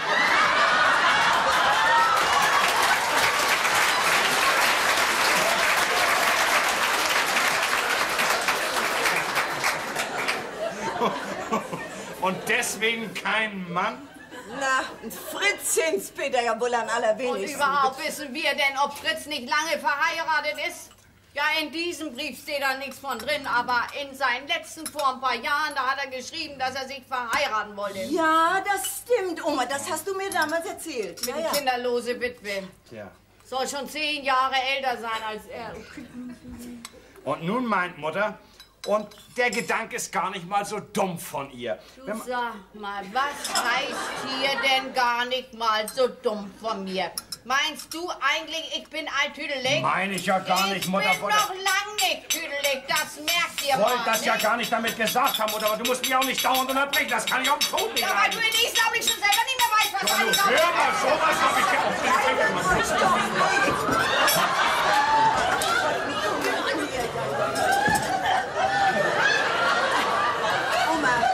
Oma, was hast du denn? Nein, Oma. Vielleicht ist Fritz in seiner Ehe ja kinderlos geblieben. Und nun denkt er, wenn er sich hinter dich klemmt, hinter die Mutter, du willigst ein, dass er Gisela nach drüben holt. Gott, aber was ist da dabei zu tun? Dass Gisela das nun nicht von ihm zu wissen kriegt, wie sich das mit ihr in Wirklichkeit verhält, da kommt das drauf an. Und das eilt doch, Selma. Ja. Hast doch gelesen. Wenn ich den Brief hab, dann ist er schon auf dem Weg nach Hamburg. Steht er doch drin. Und ganze 10 Stunden braucht man bloß noch so ein großer Düsenjetter von New York nach hier. Ja, das kommt ja nur ganz auf die Düse auf an. Ne?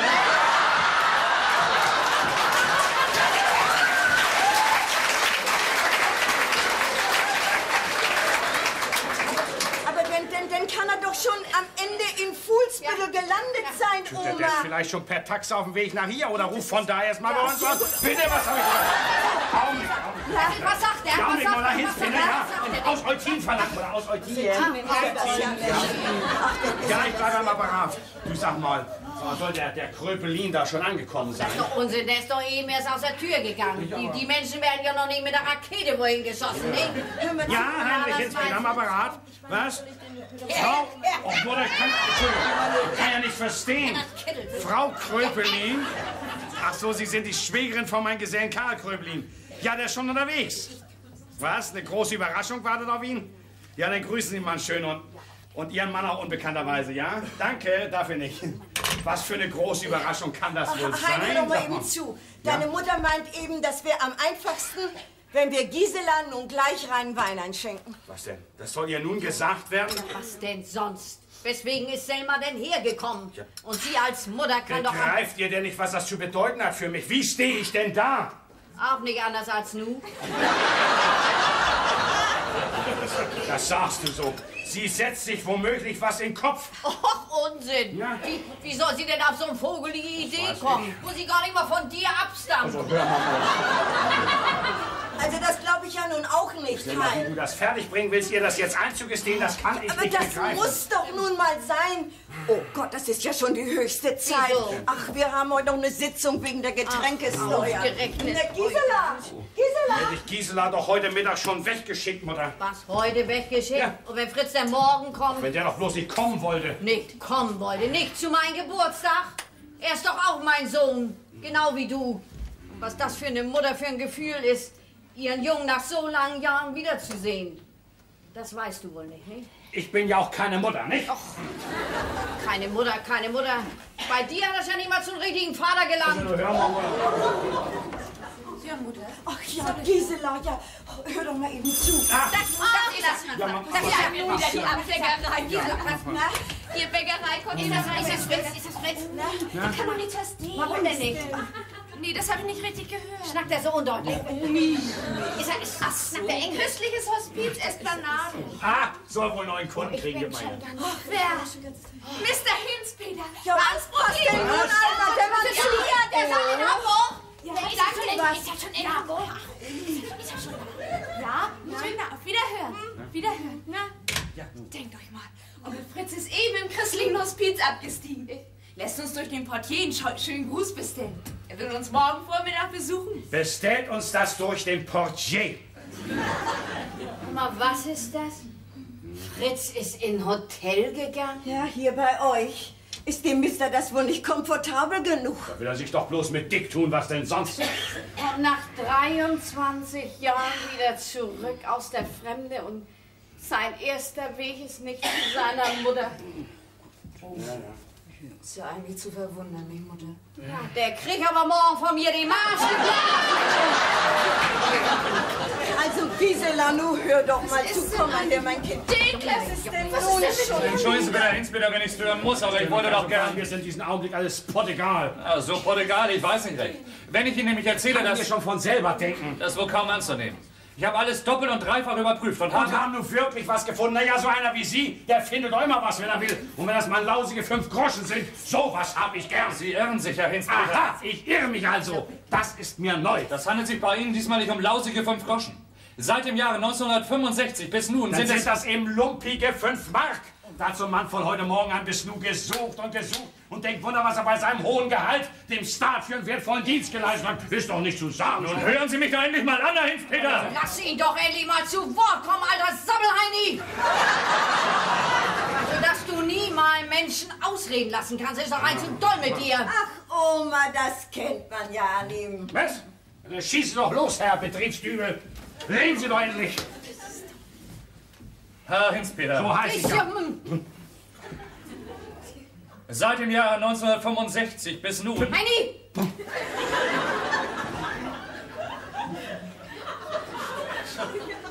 Bis nun sind es insgesamt 14.830...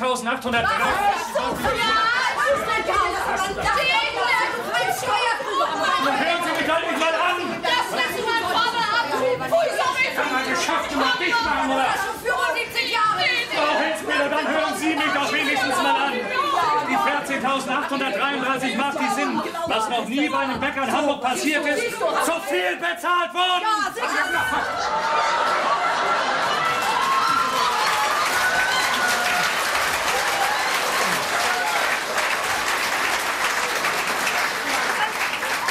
Aber ist das wirklich wahr, Herr Dübel? Was war das eben? Habe ich richtig gehört oder bin ich doch schon tüdelig? Ja, Omi! Was bin ich? Nein! Ich meine doch, das müssen Sie Vater zurückbezahlen. Na, Vater, was sagst du nun? Ja, da soll dein Vater wohl die Sprache verlieren, Oh, du. wenn er mal jeden Tag sowas zu hören kriegt. Mutter, beinahe 15.000 Mark. Zu viel. Die kommen mir fein zu Pass. Und da wäre nun der Staat mit über Deich gegangen, Oma. Hätte der liebe Gott nicht den Dübel geschickt. Na, Herr Hinsbitter, haben Sie nun eine bessere Meinung von mir? Die beste, die ich von Ihnen mal haben kann. In Ihrer Eigenschaft als Finanzbeamter, meine ich natürlich. Aber diese Liebschaft zwischen Ihnen und Gisela ist sinnlos. Wieso denn sinnlos sein? Papa, wie kannst du das denn sagen? Weil er ja nie von Tuten und Blasen was weiß, nicht? Herrje, begreift ihr denn nicht? Ich brauche doch einen Schwiegersohn, der auch am Backtrog stehen kann. Und dafür bin ich nicht zu gebrauchen, meinen Sie? Sie? Tja, so wie die kleinen Kinder in der Sandkiste.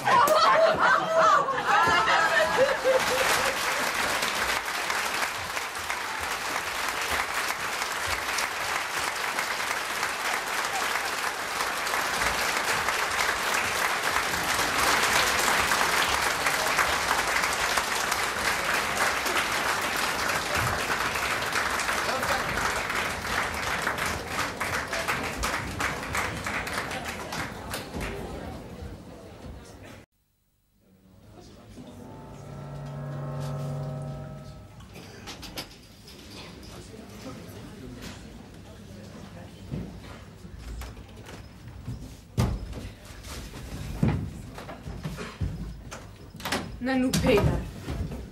Was machst du denn da? Fräulein Hinsbitter, Sie schon. Moin. Morgen. Sag mal, was hast du denn da am Fenster rumzufummeln? Damit er das bloß von außen aufzustoßen braucht und dann rein kann. Wer denn um Gottes Willen? Herr Düvel. Herr Düvel? Und das durchs Fenster? Da vorne können wir ihn doch nicht reinlassen. Könnte ja von oben gesehen werden. Also kommt er von hinten, über den Hof und hier rein, jawohl. Weswegen denn aber? Er will dem Meister heute Morgen doch mal beweisen, wie fein er backen kann. Hier bei uns? Also, aber das hast du wohl geträumt, was? Nee. Wir haben uns doch gestern Abend noch getroffen und auch alles besprochen. Du hast Herrn Düvel getroffen? Ja, als er aus dem Kino kam. Oh. Und wissen Sie, wo er mit mir hingegangen ist? Nach Tante Selma. Was? Bei meiner Mutter ist er mit dir gewesen? Das wird ja immer schöner. Oh, Ihre Mutter war leider nicht da. Aber wissen Sie, wer da war? Na, wer denn? Fräulein Hitzpeter, das ahnen Sie ja nicht. Das können Sie ja gar nicht ahnen. Halten Sie sich lieber fest und setzen Sie sich dann auf den... Da ist der Dübel schon. Rein. Ja, wahrhaftig. Wie so ein Einbrecher, das ist doch wohl nicht zu sagen. Hier, Peter, nimm mal hin. Detlef, was machst du denn bloß für Geschichten? Du, das gehört sich aber nicht. Du, ist dein Vater schon aufgestanden? Nee, ist er wohl noch nicht, aber steig lieber wieder raus, Detlef. Du, ich steig viel lieber rein. Hat Peter dir noch nicht alles erzählt? Wir wissen nur bloß, dass wir bei Tante Selma waren, aber noch nicht, mit wem wir da zusammen waren. Ja, mit wem denn? Also pass mal auf, Gisela. Da kam ein Herr ins Lokal rein Der ging gleich am Tresen ran, ne? und fragte das Fräulein, ob er Frau Selma Hinz-Peter sprechen könnte. Wir saßen nämlich an dem Tisch dicht davor. Ja, und als sie zu ihm sagte, kann angehen, dass die Chefin vielleicht noch kommt, da setzt er sich bei uns an den Tisch. Ja. Ich dachte, versuch mal, ob du seinen Namen rauskriegen kannst und hab mich vorgestellt. Ich natürlich auch, ne? Gestatten, Peter Hinz. Und da lacht er, nicht Herr Dübel, und sagt, oh, Peter Hinz, my name is Hinz-Peter. Hinz-Peter? Ja, da wusste ich ja Bescheid. Mit wem wir das zu tun hatten, ne? Das war also wirklich mein Onkel Fritz aus Amerika. Ja, der erst ein paar Stunden vorher hier angekommen war. Ja. Tat aber gar nicht so wie ein echter Amerikaner. Nö, kann man nicht behaupten. Nix von wegen Kaugummi und Bein auf dem Tisch. Du, und war auch gar nicht auffällig gekleidet. Ganz im Gegenteil. Schlicht und einfach. Ja, so richtig senil. Was? Serenös. Und konnte dann mit Mal perfekt Deutsch sprechen. Und nun pass mal auf, Gisela. Ich hab deinen Onkel so nach und nach so richtig ausgefragt. So ganz schlau von hinten rum. Wie einer vom Finanzamt. Was? Und Detlef? Aber wirst du gleich alles erfahren. Peter, mach in der Backstube alles zurecht, hm? Ist schon alles. Der Ofen ist auch schon angemacht. Wozu denn? Detlef, das kann doch nicht dein Ernst sein. Wie soll dein Vater denn sonst überzeugen? Und heute ist da die beste Gelegenheit zu. Kein Geselle im Haus, auch und der Meister geht sonntags doch nicht nach unten. Ach, Peter, nimm das hier schon mit runter. Ich konnte mir heute Morgen zum Glück noch eine Konditorjacke und eine Mütze besorgen. Bloß weil du auf so einen verrückten Einfall gekommen Haben Sie denn auch an Ihren Lehrbrief gedacht? Hab ich rausgesucht. Der ist wichtiger als Hefe am Butterkuchen. Ah, und fand auch noch dies hier. Mein Diplom. Ich habe damals für mein Gesellenstück den ersten Preis gekriegt. Den ersten Preis? Guck an. Was ist denn Ihr Gesellenstück gewesen, Herr Düvel? So ein großer Baumkuchen. Oha. Und wer hat damals mit im Prüfungsausschuss gesessen? Sowas habe ich gern, wenn der Meister sagt. Mein Vater, du. Das ist doch wohl nicht zu glauben. Tja, ne? Sag nur mal Top, Peter. Jo. Detlef, du. Gut gehen kann das aber nicht, was du vorhast. Vater wird heute gewiss nicht gut zu sprechen sein. Weil dein Onkel Fritz kommt. Was ist das denn? Da hält eine Taxe vor der Tür. Was? Komm, Mr. Hinz-Peter, it's the morning time. Du, er soll mich hier nicht gleich sehen, ne? Nee, du, das ist Mutter. Oh, Gott sei Dank, sie kommt. Oh. Wenn wir erst verheiratet sind, dann sage ich vielleicht, Gott sei Dank, wenn sie wieder geht. Ja, ich wollte bloß mal eingucken können, weil der Herr Dübel ist ja schon wieder da. Verschont das Finanzamt die Menschen nun schon nicht mal mehr am Sonntag. Heute will ich mich mal prüfen lassen, Frau Hinz-Peter. So. Bist du gestern noch mal in deinem Lokal gewesen? Ich nein. Aber ich, Was? nicht dienstlich, ganz privat. Ja, bei mir hätten Sie auch keine zu viel bezahlten Steuern feststellen können. Na? Ich verrechne mich nie zu meinem Nachteil. Du Mutter, was ist denn? Weißt du auch, mit wem Detlef an einem Tisch gesessen hat? Nein. Mit Mr. Hinz-Peter aus Brocklin. Nein. Ja. Guck mal eine an. Zu mir war also sein erster Weg. Er hat zu mir gesagt, heute sehe er endlich seine 80-jährige Mutter mal wieder. Und da gäbe es noch was er gern wieder in Ordnung brächte. Denk mal, Mutter, wie man das wohl verstehen soll. Ne? Ja, wer weiß. Ach, Herr Dübel, ich hätte mal eben was mit meiner Tochter zu besprechen, ja? Ich muss ja nun auch ran von wegen Backe, Kuchen.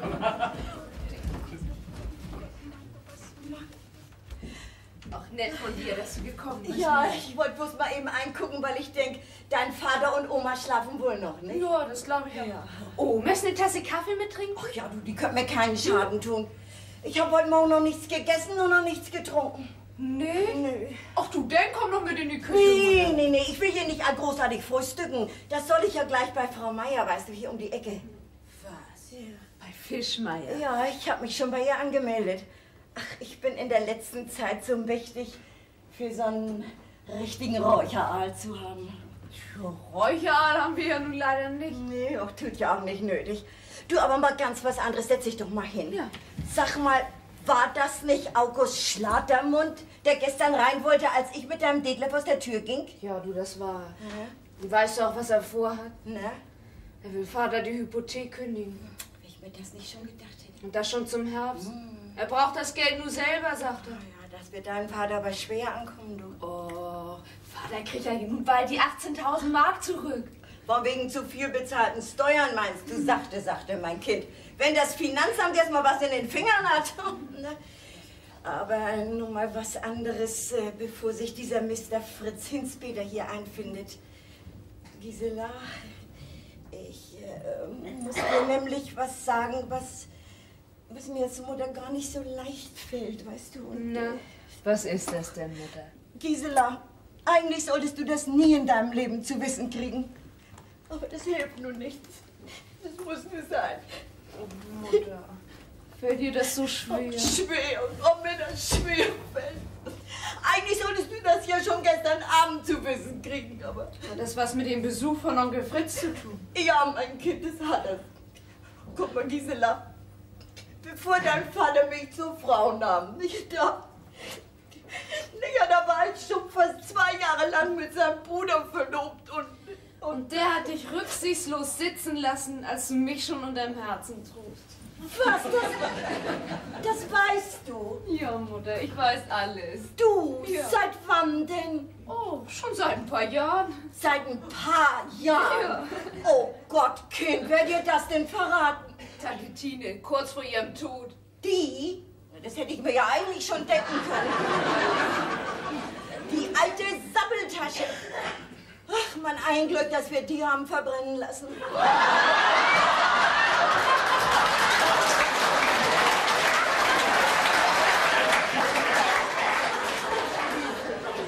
Gisela, hast du das also alles gewusst? Hast mich das nie merken lassen? Mama. Oh, Mann, Theo, Mann. Oh, Gisela, wenn ich geahnt hätte, dass du mir das so leicht machen würdest, dann will ich doch nicht mit leerem Magen aus dem Haus gehen. So, du freust mich aber erst recht auf den dicken Räucheraal bei der Meierschen. Du, Mutter, du kommst doch nachher noch mal wieder rein. Oh, Kind, wozu denn? Willst du Onkel Fritz aus dem Weg gehen? Du, Und wenn der dich denn in deinem Lokal aufsucht? du, das ist ja auch wahr. Na, mal sehen, nicht? Ja. Na, was ist denn? Und noch was, Mutter. Na, was ist? Vater soll das auch jetzt noch nicht zu wissen kriegen, nicht? Dass du das schon lange gewusst hast, ist wohl besser, was? Lass ihn ruhig in dem Glauben bleiben, dass er dein richtiger Vater ist. Du, das muss mancher Vater glauben.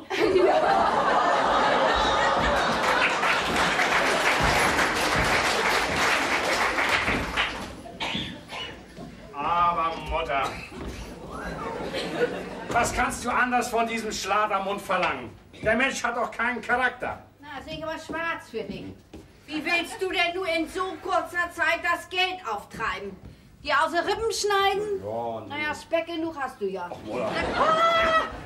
Was denn? Ach, hier liegt ja mein Strickzeug. Habe ich die ganze Zeit nachgesucht und habe immer gedacht... Was du dir um mein das Gott, Geld was nur ist für unnötige Gedanken machst, Mutter. Was unnötige Gedanken um Geld? Na, das gibt es ja gar nicht.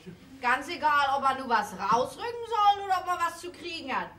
Im Gegenteil. Da sind die Gedanken noch nötiger Ich hab als ja auch wenn... was zu kriegen, Mutter. Beinahe 15.000 Mark vom Finanzamt. Ja. Du denkst auch, du wohnst in Wartenau. Ja. Als wenn sie dir das morgen ins Haus... Lass mich ausschlagen, verdammter Mängel! Bringen! Das wollen wir doch mal sehen. Diesmal drehe ich den Spieß um. Gerichtsvollzieher, Zwangseintreibung. Nun komme ich Ihnen genauso, wie sie unsereins immer kommen. innerhalb 4 Wochen Säumniszuschlag. Und das sind bei mir dann gleich 10%. Moin, Vater. Ah, moin, mein Dear. Moin, Umi. Morgen, Gisela, wo kommst du denn her? Ach, ich hab bloß mal eben die Nase zur Tür rausgesteckt. Was hat das hier zu bedeuten? Wie liegt und steht hier alles rum, was? Sowas habe ich gern. Aber ich bin mit Staubwischen bloß noch nicht so weit gekommen. So. Du, aber erstmal muss ich dir mal ganz toll um den Hals fallen. Na, denn hast doch wieder was mit deinem Vater in Sinn, glaube ich, was? Ich kann mir das schon denken, du. Du, Papa, Ja? ich hab heute Nacht geträumt, du wärst gar kein Bäckermeister, du. Nee? Nee, du warst ein Hottentottenhäuptling. Häuptling, den hätten sie doch in den Topf gekriegt. Papa, Na. ganz deutlich stand zuvor mir. Pechschwarz Ui. und nichts anderes. Als sonst wohl lang im Bauch, ne? Sowas habe ich gern. Fehlt bloß noch, dass ich einen Ring durch die Nase hatte. Ja, und dann wolltest du mich, dein einziges Kind, für 100 Stück Rindvieh weggeben. Was? Ja, das habe ich mal gelesen. Ja, das stimmt, das ist in Afrika so Mode. Ja, aber mal nicht hier bei uns, Mutter. Für 100 Stück Rindvieh. Oh. Nee, nicht, Papa. Sowas würdest du doch niemals übers Herz bringen, ne? Mich, dein eigen Fleisch und Blut wegzugeben. Dich? Nicht mal im Traum, mein Dear. Nee, ne, Papa. Aber was meinst du? Ach, Gisela, du lass mal dein dummes Schmusen. Na, geh in die Küche und tu was. Ich komm auch gleich nach. Ja, Umi.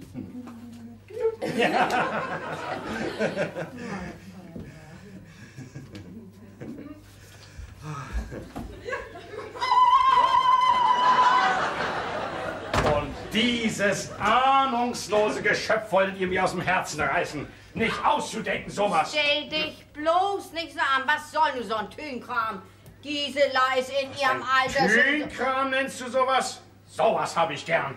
Aber das sage ich dir, Mutter, sollte mein Bruder Fritz das wagen, auch nur heimlich anzudeuten, wen Gisela ihr Leben in Wirklichkeit verdankt, du dann steht 10 Minuten später der Krankenwagen vor der Tür. Dass du dich nun schon so aufregst, nun schon lass Fritz doch erst mal hier sein. Vielleicht ist ja drüben in Amerika in all den Jahren ganz anderen Menschen geworden. Ja, vielleicht ist er sogar in der Lage... Das glaubst du doch selber nicht, Ich Mutter. wollte ja nur sagen, vielleicht ist er ja in der glücklichen Lage, dir das nötige Rindfleisch hier auf den Was? Tisch zu legen. Die nötigen $. Dann könntest du mit einem Schlag den Backofen... Was war das eben, Mutter? Von denen? Nicht 1 Cent? Wir können mich beim Rasieren ja nicht mehr ins Spiegel begucken. Ich und seine $. Nee, Mutter. Nee, lieber lässt du dir das Geld für den Backofen durch einen von deinen Gesellen besorgen, nicht? War denn das nicht Und richtig bloß von das mir? Diesel, ach, Das war dann eben eine Anleihe. Investimentation.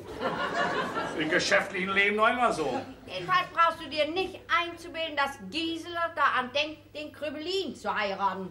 Man, so ein Dröbel Das wie ist gerade der richtige Mann für Sie. Sie ist lebendig, hat Temperament. Ja, da muss der Mann das Gegenteil sein. Sonst fliegt das ganze Geschirr durch die Luft. Herr Dübel gefällt ihr aber besser. Tja, und mir auch. Mama, das wäre doch der reine Wahn von Gisela. Ja? Was soll sie, die dies ja mal alles übernehmen soll, mit dem Finanzbeamten? Also wenn du einen nur mal ausreden lassen würdest, dann hättest du mich gestern schon zu hören gekriegt, dass Herr Dübel... Na nun, was ist das denn hier? Jetzt sag mal, wo kommt denn der Rauch her? Was? Das muss doch unser Schornstein sein, der da qualmt wie doll. Unser schon mal sein, auf dem Sonntag qualmt der. Ja, das ist kann ja, ich das doch ist angehen. er. Omi, Vielen Dank. ich muss noch mal klein ans Mittagessen denken, aber was weiß ich, was Onkel Fritz Oh nee, das Mittagessen, das lass mich mal machen. Du, das soll ihm heute schmecken. Du, der Qualm. Ja. Aber was der vorher von seiner Mutter zu hören kriegt, dieser Flunki, das wird er nicht so leicht verdauen, das kann ich dir sagen. Oh, Vater, Ja? Vater, komm mal. Na, was denn? Da steht einer hinter der Tür. Soll das wohl Onkel Fritz sein? Fritz? Ja, du, das ist er. Gisela, hör zu. Du lässt ihn rein. Aber mal nicht gleich zu freundlich, hörst du? Und wenn er die Taschen noch so voll $. hat. Nee, ich bin höflich und reserviert. Ganz da. Wie im Kino. Du, und dann sorg dafür, dass Oma uns nicht gleich auf die Pelle rückt. Ja, Vater. Der soll mir mit seinen $, mal imponieren wollen. So was habe ich gern. Hello. Hello. Oh, das muss nicht sein, Gisela. So habe ich mir den gar vorgestellt, genau so. Ja? Ach, komm doch rein, Onkel Fritz. Ach, Gisela, lass mich hier noch einen Augenblick in den Dreckschap Brotladen stehen. Meine ganze Kinderzeit steht nur wieder vor mir auf. Da bist du schon so ein richtiger Butsche gewesen. Ach ja, die schöne, sorgenlose Jugendzeit. Die Sorgen haben sich deine Eltern gemacht. Mein Bruder Hein liegt so noch im Bett, weißt du? So was habe ich gern. Nein, mein Vater ist nebenan. Komm doch bitte. Mein Vater, sagt sie. Mein Vater. Ach, das steht er ja, mein Bruder Hein. Ah, da kommt ja mein Bruder Fritz. Lass dich am Arm, Hein. Willkommen in der Heimat, Fiete. Willkommen auch in unserem Elternhaus. Und nun setz dich mal, ne? Danke. Und du, mein Kind, weißt ja Bescheid, ne? Ja, Vater. Vater, sagt sie zu dir? Vater? Ja. Was soll sie denn sonst zu mir sagen? Naja, Vater. Bei uns in Amerika sagt man Teddy. Teddy? Bin doch kein Kinderspielchen. Fritz, wir sind hier nicht in Amerika. So. Oh, stop a little moment. I drink no spirits. Hä? Was denn? Keine Spirituosen. Nicht? Naja, von mir aus nicht. Sag mal, Fiete, was bist du denn da eigentlich in Brooklyn? Hast du da ein Geschäft oder eine Fabrik oder sowas? Ich bin weiter nix wie Clark bei Coolman & Brothers Funeral Parlor. So, aha, aha. Aha. Du, sag mal, was ist denn das? Auch hier in Germany sagt man dazu Beerdigungsinstitut. Ach so. Naja, jedenfalls musst du bei dem einen Coolen ganz gut verdienen, wenn du dir so großartig die Reise durch die Luft erlauben kannst. Ah, das Geld hat mir Mr. Coolman so als Advance auf Money, so als Vorschuss, meine ich, bewilligt. Das muss ich... Ist doch sehr kulant von ihm, nicht? Ist ja nicht gerade billig, so hin und zurück mit so einem großen Düsenjetter, ne? Bloß für nach hier. Return, zurück, meine ich, werde ich wohl mit dem Frachter fahren müssen. Wenn mein lieber Bruder Heinrich das Ticket für mich bezahlt. Ach so. Naja, da können wir ja noch mal überreden, dass du mal wieder wegkommst. Lange willst du doch wohl sowieso nicht bleiben. Jedenfalls ist das nett von dir, dass du zum Mutters Geburtstag rübergekommen bist. Auch noch aus einem anderen Grund, Hein, weil ich... Weil du dabei sein wolltest, wenn wir Geschäftsjubiläum haben, aber eine großartige Feier kommt nicht in Frage. Kann dir ja auch egal sein, du trinkst ja sowieso nicht. Nee, Hein, nicht bloß deswegen bin ich hier gekommen. Ich habe hier sozusagen eine Mission zu erfüllen. So, na. Guck mal, wenn einer so wie ich, so Tag für Tag 6 bis 10 Interments, Beerdigungen, meine ich, vornehmen muss, bis dahin, wo mal wieder ein Mensch sein Resting Place... Rest, was? Seine letzte Ruhestätte, meine ich, finden soll. Dann kommen mir ganz unwillkürlich die Gedanken, ob er in seinem Leben wohl immer alles gut und richtig gemacht hat. Alles gut und richtig? Tja, das kann wohl leider nicht jeder von sich sagen, Bruder Fritz. Das wollte ich bloß von dir hören, Hein. Denn auch du... Ich? Wieso denn nicht? Ich denke, du sprichst von dir. Nee, Hein, wir wollen nur mal von dir sprechen, denn du... Ich? Wieso denn nicht? Was soll ich wohl nicht richtig gemacht haben, du? Ich bin ein Mann mit Charakter. Hein, als ich vor kurzem zu hören kriegte, du und Selma, ihr werdet geschieden, da Ja, war ich das sind wir nun schon seit 9 Jahren. Sie hat nun ein schönes Lokal. Ja, aber wo, Hein? Auf St. Pauli, in der großen Freiheit, in der Gegend, wo... Hör mal zu, Fiete, du musst mich aber auch nicht dauernd unterbrechen. In der großen Freiheit ganz rechts. Wenn man reinkommt, gleich links. Ich kenne das Lokal, Hein. Ich war gestern Abend schon da, als ich... Was denn? Du bist zuerst dahin gegangen und nicht hierher zu deiner alten Mutter? Ja, warum auch nicht? Von mir aus. Hat Selma dich denn wiedererkannt? Sie war gar nicht da, wenigstens nicht. Da hast du auch so gut wie nichts versäumt, denn ich will dir mal sagen, du brauchst dir da gar keine Hoffnung mehr zu machen. Aber Hein, von mir ist ja gar nicht die Rede. Von dir. Von mir? Schon wieder von mir? Sowas hab ich gern. Hein, was auch mal zwischen euch beiden vorgefallen sein mag. Dennoch möchte ich als dein Bruder dir den guten Rat geben, kommt wieder zusammen. Werdet wieder Mann und Frau und... Was denn? Was denn? Du willst mir raten, Selma wieder zu heiraten? Ja, hör mal. Kommt von drüben angeflogen mit gepumptem Geld, um mir solchen Ratschlag zu geben. Sowas hab ich gern. Du, ich bin ein Mann, der weiß, was er will. Hein, bedenkt doch. Nicht bloß wegen Gisela, euer Kinds. Was? Du guckst mich so an. Du wirst es mir gegenüber doch wohl nicht abstreiten, dass Gisela dein eigen ist. Obgleich sich das ja eigentlich ein bisschen sonderbar damit verhält. Sonderbar, sagst du, wie? Wieso ist das sonderbar? Ja, das ist das. Aber ich habe dir das schon lange vergeben, dass du damals, obwohl ich mit Selma verlobt war, in meinem Revier gepirscht hast. Was soll ich haben? Ach, nun tu doch nicht so. Als unsere Mutter mir schrieb, du hättest Selma zu deiner Frau gemacht, um mir die Ehre wiederzugeben, da hatte ich die Gewissheit. So, Hein, das musste aber mal zwischen uns beiden ausgesprochen werden. Und du solltest damit erledigt sein, für immer. Lass uns beiden nie wieder... Also ich kann bloß nicht begreifen, wieso du dazu kommst, mir zu raten, ich soll Selma wieder heiraten. Ich? Ja, du.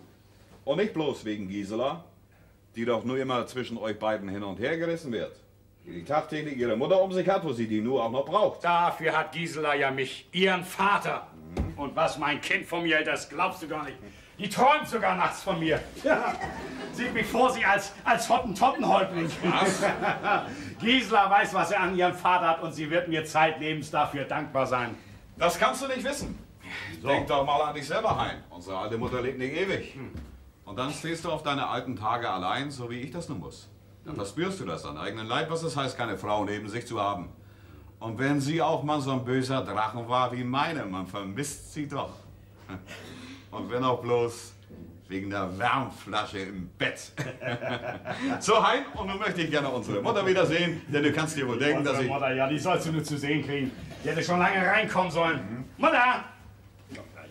Mama!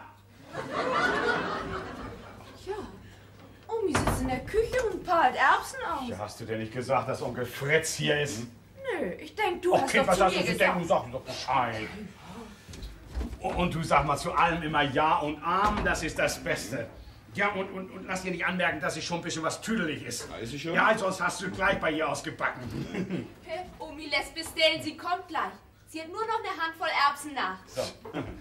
Die Erbsen gehen vor, man sollte... Einerlei, ob der Sohn aus Amerika kommt oder aus Buxtehude. Ob er 23 Jahre weg war oder 23 Stunden. Sie ist also immer noch dieselbe, unsere Mutter. Sie Sie wird wird... doch sofort an dir rumnörgeln. Was? Tut sie bei mir doch auch. Und wenn das mal der Schlips ist, der ihr nicht gerade genug sitzt. Ach so, ja, sonst sagt sie... Lass das doch. Was? Gönn ihr doch das Vergnügen.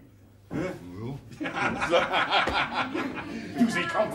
Sie kommt, Fritz. Auch nicht nötig, dass der Staubsauger auf dem Sonntagmorgen hier mitten am Korridor liegt. Omi, ich bin doch noch im Esszimmer. Esszimmer, das kommt doch immer zuerst dran. Ja, das hab ich das habe ich dir 100-mal gesagt, nicht? Ja, du heulst schon nie nach hin, was man dir sagt, nicht? Oma, ich hab das gemacht. Genau wie dein Vater. My dear old mother. Was? Meine liebe alte Mutter. Also der Schlips sitzt schon wieder schief. Ist doch gediegen, dass der Junge sich den nicht richtig umbinden kann. Guck auch gleich mal nach, ob er sich den Hals gewaschen hat und ob die Ohren rein sind. Ja, nur utzt du, Mann, nicht? Wenn ich bei euch nicht immer so aufgepasst hätte, würdet ihr ja rumlaufen wie die Vagabunden. Na? Ja, was ist denn nun? Willst du deiner alten Mutter nicht erstmal richtig guten Tag sagen, wie sich das gehört? Oder ist das keine Mode bei den Amerikanern? Hm? Meine liebe, gute Mutter, du. Meine Güte, Mann, du drück mich doch nicht tot. Ich bin doch nicht aus dem Catcherzelt. Ja. Schlecht rasiert bist du auch. Kratzt wie so ein Reibeisen. Alter Rumtreiber, du. Hast die ganzen letzten Jahre nicht einmal geschrieben. Mutter, das musst du Du mir... halt ihm das doch nicht noch lange vor, Mutter. Wozu auch? Was ist denn mit dir los, dass du deinem Bruder mal hilfst? Das war doch sonst keine Mode bei dir. Hier, bitte. Ja. Recht hast du, Obermutter, ich hätte schreiben sollen. Ja, wenn du dazu zu faul gewesen bist, dann hättest du mir wenigstens ab und an mal ein Care-Paket schicken können. Als das hier bei uns nichts zu essen gab. Denn du wusstest ganz genau... Na, Mutter, wir können doch wohl sagen, dass wir damals keine Not gelitten haben. Wir brauchten doch nicht mal unser Maisbrot mit Sirup zu essen. Aber man keinen Kaffee nicht, nicht? Na ja. Und er wusste ganz genau, dass seine alte Mutter gern mal eine Tasse Kaffee trinken mochte. All die Leute hier in der Nachbarschaft, die haben Care-Paketen gekriegt, nur ich nicht. Ich musste mir den Kaffee in Dosen von ihnen immer für teures Geld kaufen. Und habe ich lieber ein Taschentuch bei mir. Hier, Mutter, nimm mal meins, nimm mal meins. Dankeschön. Das ist ja dreckig. Da läufst du schon die ganze Woche mit rum, was? Naja, wenn keine Frau im Haus ist. Siehst du heim? Das sagt unsere alte Mutter dir. Ja, warum soll ich das denn nicht sagen? Meinst du eigentlich, ich bin alt-tüdelig? Du, ich bin noch lange nicht Das wollte ja Fritz damit gar nicht gesagt haben. Ja, ich weiß schon, warum du ihn nur so in Schutz nimmst. Na, was ist denn nun? Bist du nun verheiratet oder nicht? Ja, meine Frau ist mir leider im Frühjahr gestorben, Mutter. Ach, Jung, das tut mir aber leid. Woran ist sie denn? War sie auch eine deutsche Fritz? Nee, sie stammt aus Texas. Ihr Vater soll ein Portugiese gewesen sein und ihre Mutter stammt aus Mazedonien. Ist aber... Das war wohl beinahe der halbe Völkerbund, ne? Kinder hast du nicht mit ihr? Nee. Ja, wäre auch ein schöner Mischmasch geworden. Das musst du mir aber noch mal genau erzählen, wo du dich überall rumgetrieben hast. Aber oben bei mir, da Ja, warum denn nicht hier unten, Mutter? Warum nicht hier unten? Warum nicht hier unten, fragt der Mann. Weil man bei dir ja nicht zu Wort kommt. Keine 3 Worte kann man bei ihm reden. Der fährt einen schon über den Schnabel. Gisela! Gisela! Wo steckt die denn nun wieder? Gisela! Oma ruft! Jomi, oh Gott, was ist denn? Vergiss nicht, die Wurzeln zu schraben, hörst du? Ich bin doch schon längst dabei, Setz Omi. die Erbsen mit nicht so viel Wasser auf. Ja, das soll keine Suppe werden. Ist ja gut, Naja, denn der... Sag mal, was ist das denn? Hein, das riecht hier ja, als wenn unten gebacken wird. Oh Gott. Ja, das erinnert mich an meine Kinderzeit. Oder was du wohl riechst. Siehst du, da hörst du das. Also nie lässt der Mann sich was sagen. Immer muss der alles besser wissen. Fehlt bloß noch, dass der mich für tüdelig hält. Ich geh ja schon, Mama!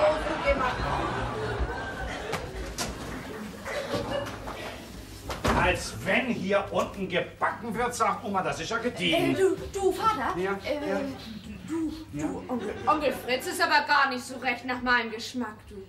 Och, Papa, da bist du doch ein ganz anderer Mann, du. Kind, wie kannst du den auch mit deinem Vater vergleichen? Boah, ich finde, er hat so was Eigenartiges an sich. Was ist Onkel Fritz denn eigentlich? Ja, er hat so einen kleinen Posten bei so einem Beerdigungsunternehmer. So was ist er. Und dann will er Mutter heiraten? Was? Er? Deine Mutter?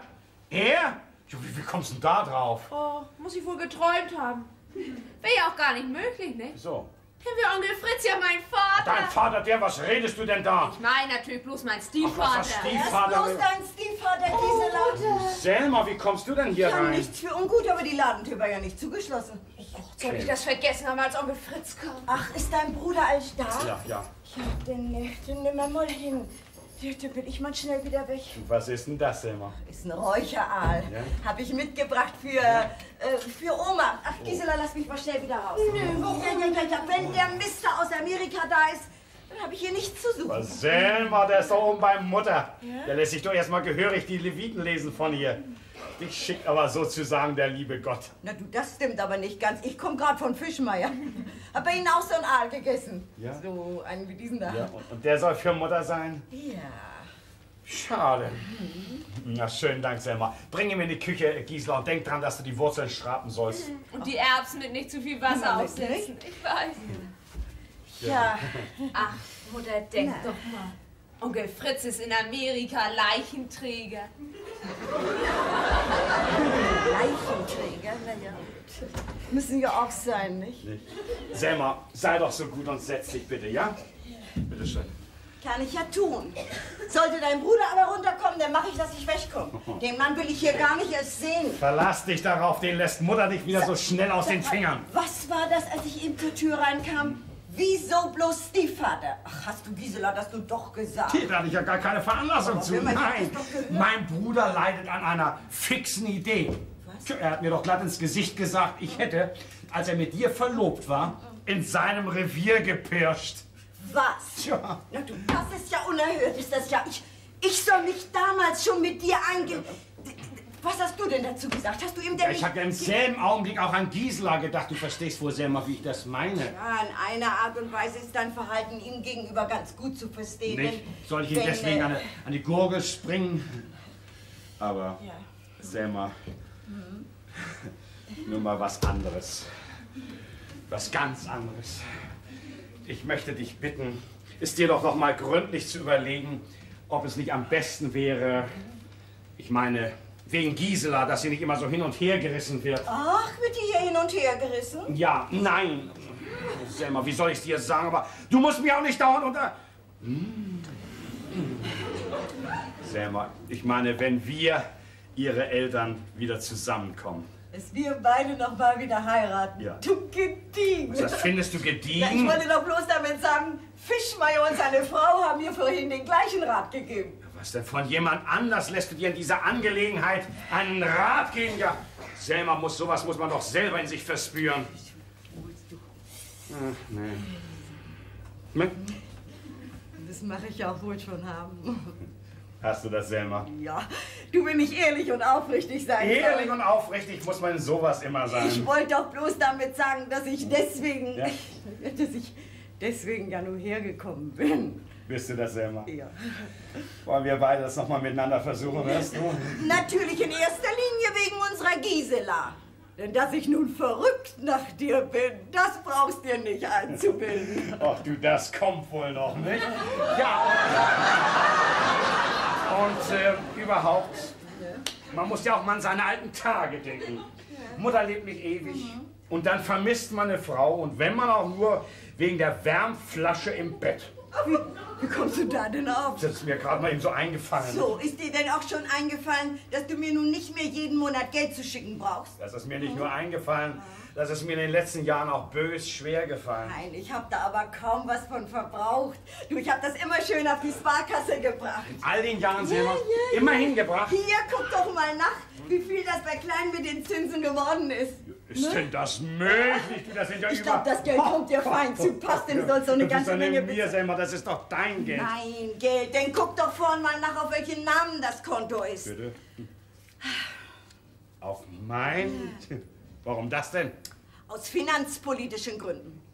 Ich habe ja mal bei mir angekommen von wegen Vermögenssteuer und so. Ja. Da hätte ich einfach gesagt, ja, was wollen Sie? Das Buch gehört meinem geschiedenen Mann. Dann hättest du die Steuer bezahlen müssen. Sowas habe ich gern, Selma. Aber ich dein Geld gebrauchen, du. Das muss ich mir noch mal schwer überlegen. Wie lange musst du dir das nur noch überlegen? Ne? Um mir mal einen Kuss zu geben? Ob ich das noch kann, was? Da komm mal her, mein Deer. Seh, Vater und Mutter, ihr beide armen Arme. Ach, Gisela, dein Vater und deine Mutter, wir heiraten wieder. Hier. Ja. Ja, mein Süßen. Oh, Süße.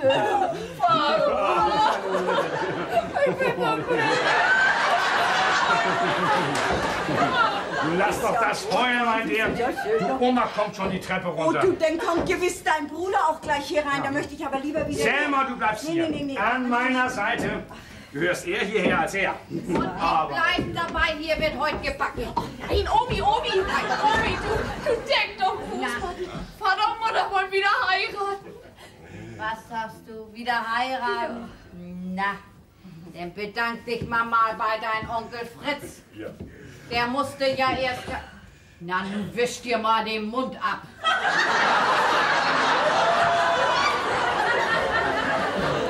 Dein Onkel Fritz, der musste musste ja erst ganz aus Amerika kommen, um deinen Vater mit der Nase da aufzustoßen, was ich gehört. Was, er?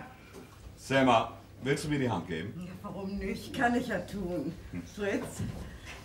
Ich möchte euch beiden lieben Menschen vom ganzen Herzen viel Glück und Segen wünschen. Fritz, das ist nett von dir. Und weil ich annehme, etwas habe ich auch dazu beigetragen. Darum will ich nur gehen und unseren Herrgott dafür danken. Komm, Gisela, lass mich wieder raus, ja? Wo will er denn hin, Mutter? In die Kirche will er. Tut er jeden Sonntag. Ja, du, oller Sünder, kommst ja nicht dazu, nicht? Ja, bezahlt immer die hohen Kirchensteuern, aber hingehen ist nicht. Du, Selma, sag mal, was wird denn nun mit deinem Lokal? Ja, Das wird sie wohl verpachten, nicht selber? das sprechen wir noch mal über, ne? Oh, Ne? und deine lüde schöne Wohnung, Mama. Mit Bad und Telefon. Wie ist denn für dich, Gisela? Oh, Mama. Oh, Wieso denn? Was braucht die nur schon eine Wohnung? Papa, wäre das nicht schön, wenn am nächsten Mittwoch an Umis 80. Geburtstag und an deinem Betriebsjubiläum nicht bloß ihr beide Verlobung feiern, sondern auch ich und Detlef? Oh, Papa. kommen Sie wieder mit diesem Dübel vom Finanzamt. Oh, Kind, ich brauche doch einen Fachmann als Ja, Schwiegersohn. den sollst du ja auch haben, Hein. Und was für einen? Komm, setz dich mal hin. Muss das denn nun durchaus dieser Krübelin sein? Das gibt doch noch mehr, die backen können, so viel ich weiß, nicht? Oder wer denn? Wer denn? Ja, ich glaub, da kommt er schon. Der Bäcker hat gerufen, wer will schöne Kuchen backen, der muss haben 7 Was hat das zu bedeuten, Kinder? Das alles ist der Dübel gebacken, Meister. Ich habe bloß aufgepasst, dass er nicht zu doll mit den Eiern und mit der Butter rumgeaßt hat. Was denn? Sie wollen mir doch wohl nicht weismachen, dass Sie richtig, wie sich das hört, Bäck und Konditor gelernt haben? Ja, und wenn ich das doch habe, Herr Hinz-Peter? Wird ein schöner kleiner Krauter gewesen sein. Oh, das steht ja hier auf seinem Lehrbrief. Ja. Bitte? Was denn? Was? Bei Innungsmeister Morlock haben Sie gelernt? Bei dem, das war doch der beste Freund von deinem Vater, Hein. Natürlich. Ja. Und wer hat im Prüfungsausschuss gesessen, als sich Herr Dübel für den großen Bohnenkuchen den ersten Preis geholt hat? Gib mal her, hier. Gib das Geschenk mal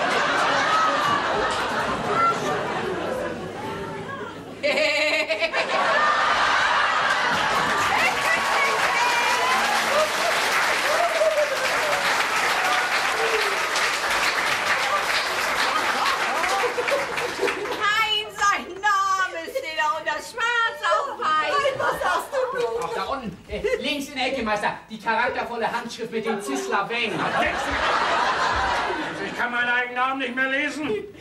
Den ersten Preis, den haben Sie nur mir zu verdanken. Hein, das muss dir aber nun genügen, du. Und darum bitte ich Sie, Herr Hinz-Peter, geben Sie mir Gisela zur Frau. Jumontau, Papa. Mutter ist da auch mit einverstanden. Ja, was soll ich auch von nö? Also, wenn man mich fragt, ich erst weg. Die Torten schmecken prima. Oh, Mama, das hat doch alles keinen Sinn.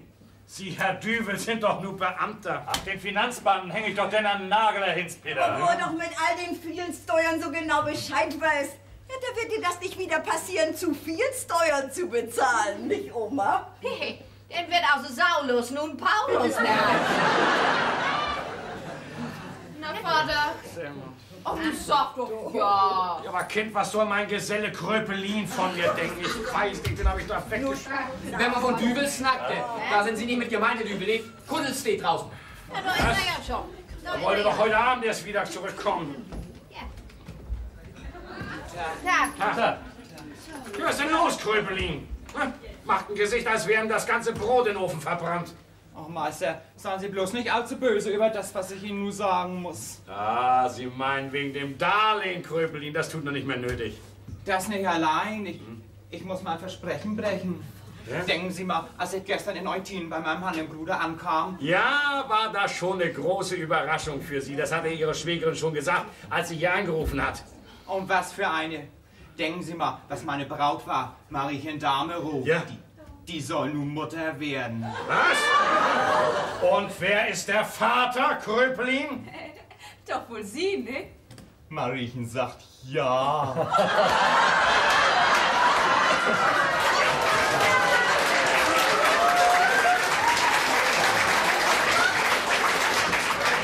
Dann wird das auch wohl so sein, ne? Und dann müssen Sie Mariechen auch heiraten, das sage ich Ihnen.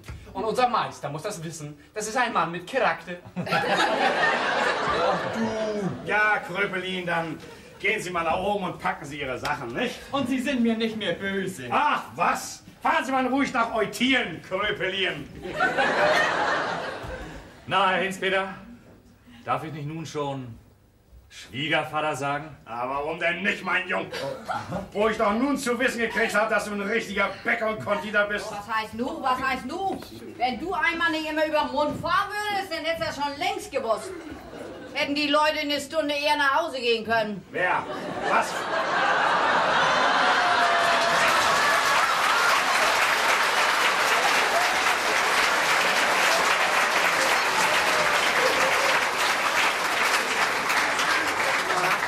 Mama, Na, was für Leute meinst du? na die da unten.